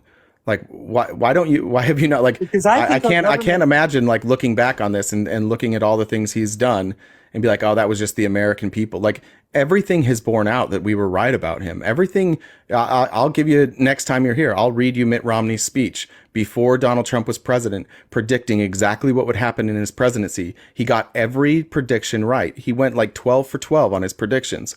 Every one of them he got right. But nobody cares. Because you guys decided that when Donald Trump started that same line that you just repeated, it started when I came down the escalator. He started that line, and you guys all repeat it. He knew that if he did that, and he's done this his whole life, he knew that if he made you guys believe that every criticism of him was a reflection on the people that were criticizing him, that he would get power over you, and he did.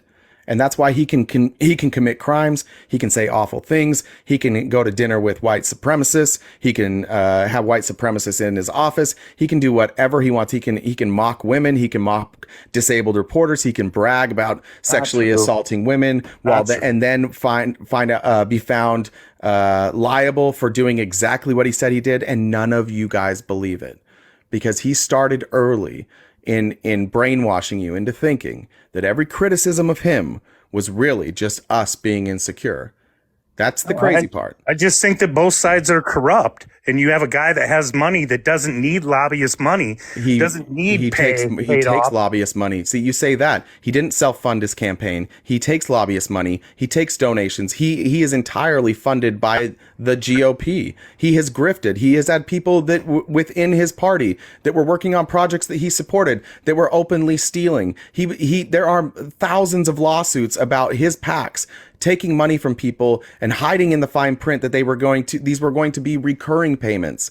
Right. He's full. He is not the person that you think he is. Everything he says, he's lying about. He's not funding any of this. How many of his attorneys are suing him because he didn't pay them? And where are those funds coming from? Fundraising. It's not his money. Yeah, and He's not spending any of his money. I wanted to say earlier too that, and you make a good point, RTP. But I wanted to say earlier too that I really think that they felt that in New York that stop and frisk was successful with Giuliani, and Giuliani's now successful in arresting. Yeah, and it was. They can believe that, but it was successful in targeting black people. That's what it did. Well, yeah, I mean it's unconstitutional no matter what color. And he wants to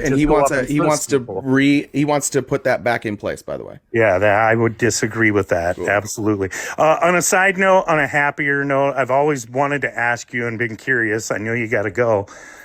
How many fucking hats do you own? I have a lot of hats. I've never seen you wear the same one twice.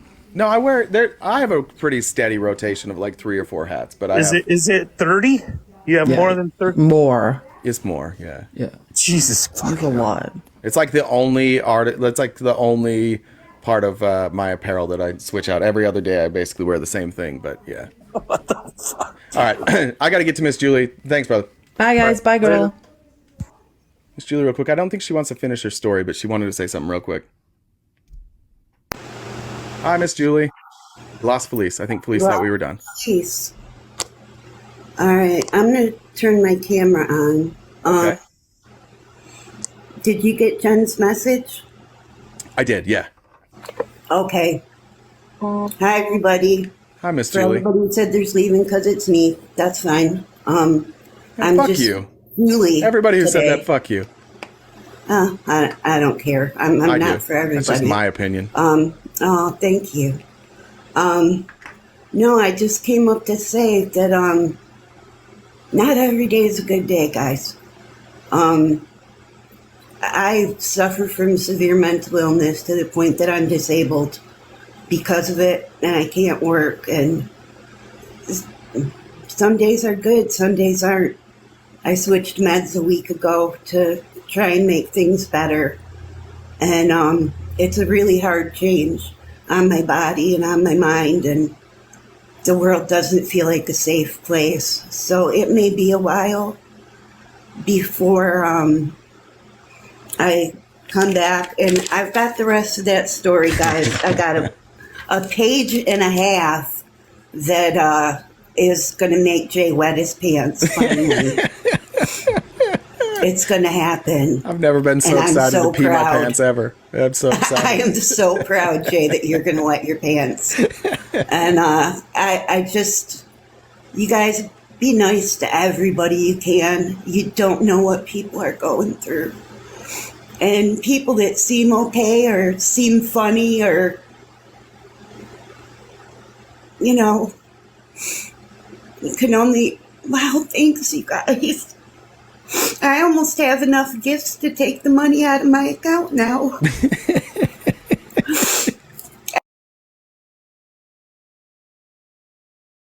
I know it's sitting in there. I can't get it.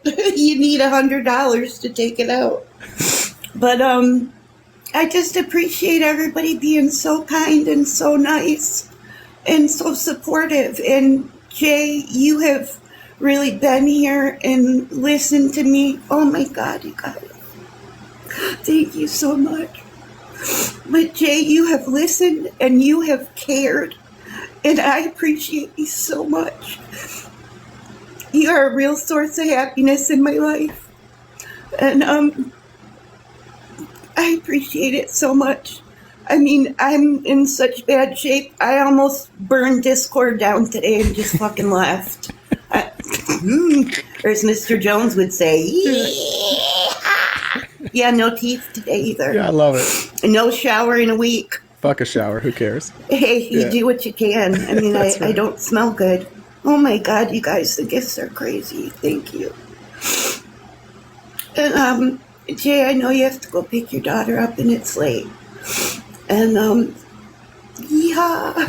Look, I've never seen half of these. Oh my gosh, baby dragon. Oh my gosh. Yeah. So I will finish my story when I'm doing better. And I appreciate everybody being so kind. And oh my God, you guys, I'm gonna be able to take this money to Key West with me. I can get my lobster roll, but I'm not really getting the Brazilian wax. I'm just gonna use tweezers instead. You know, I'm all about being frugal and saving money. So, Yes, ma'am. you know, just trying to be smart about this. But thank you, Jay. Thank you, everybody that's here.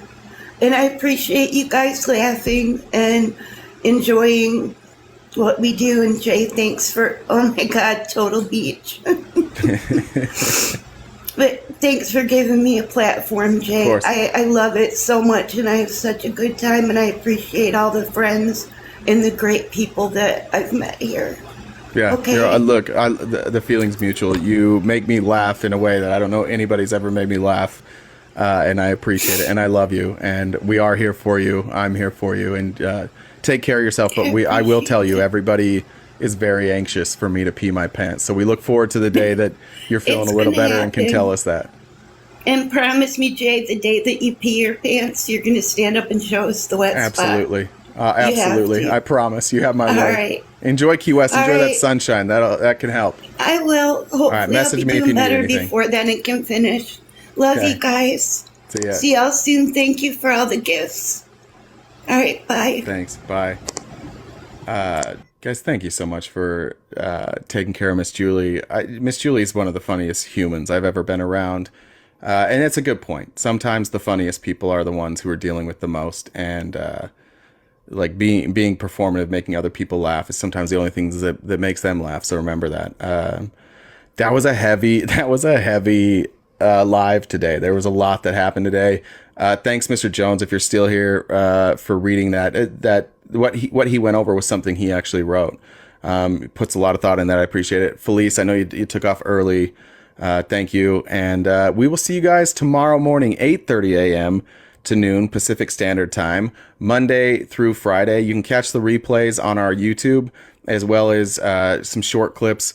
Felice has worked really, really hard on doing that. So if you can, support us on YouTube just by hitting like, commenting. You can also follow us on Instagram and X and Facebook. And of course, as always, if you want an invite to the Discord, we'd love to have you there. Met with the moderation team. We have some cool ideas coming up. Book club.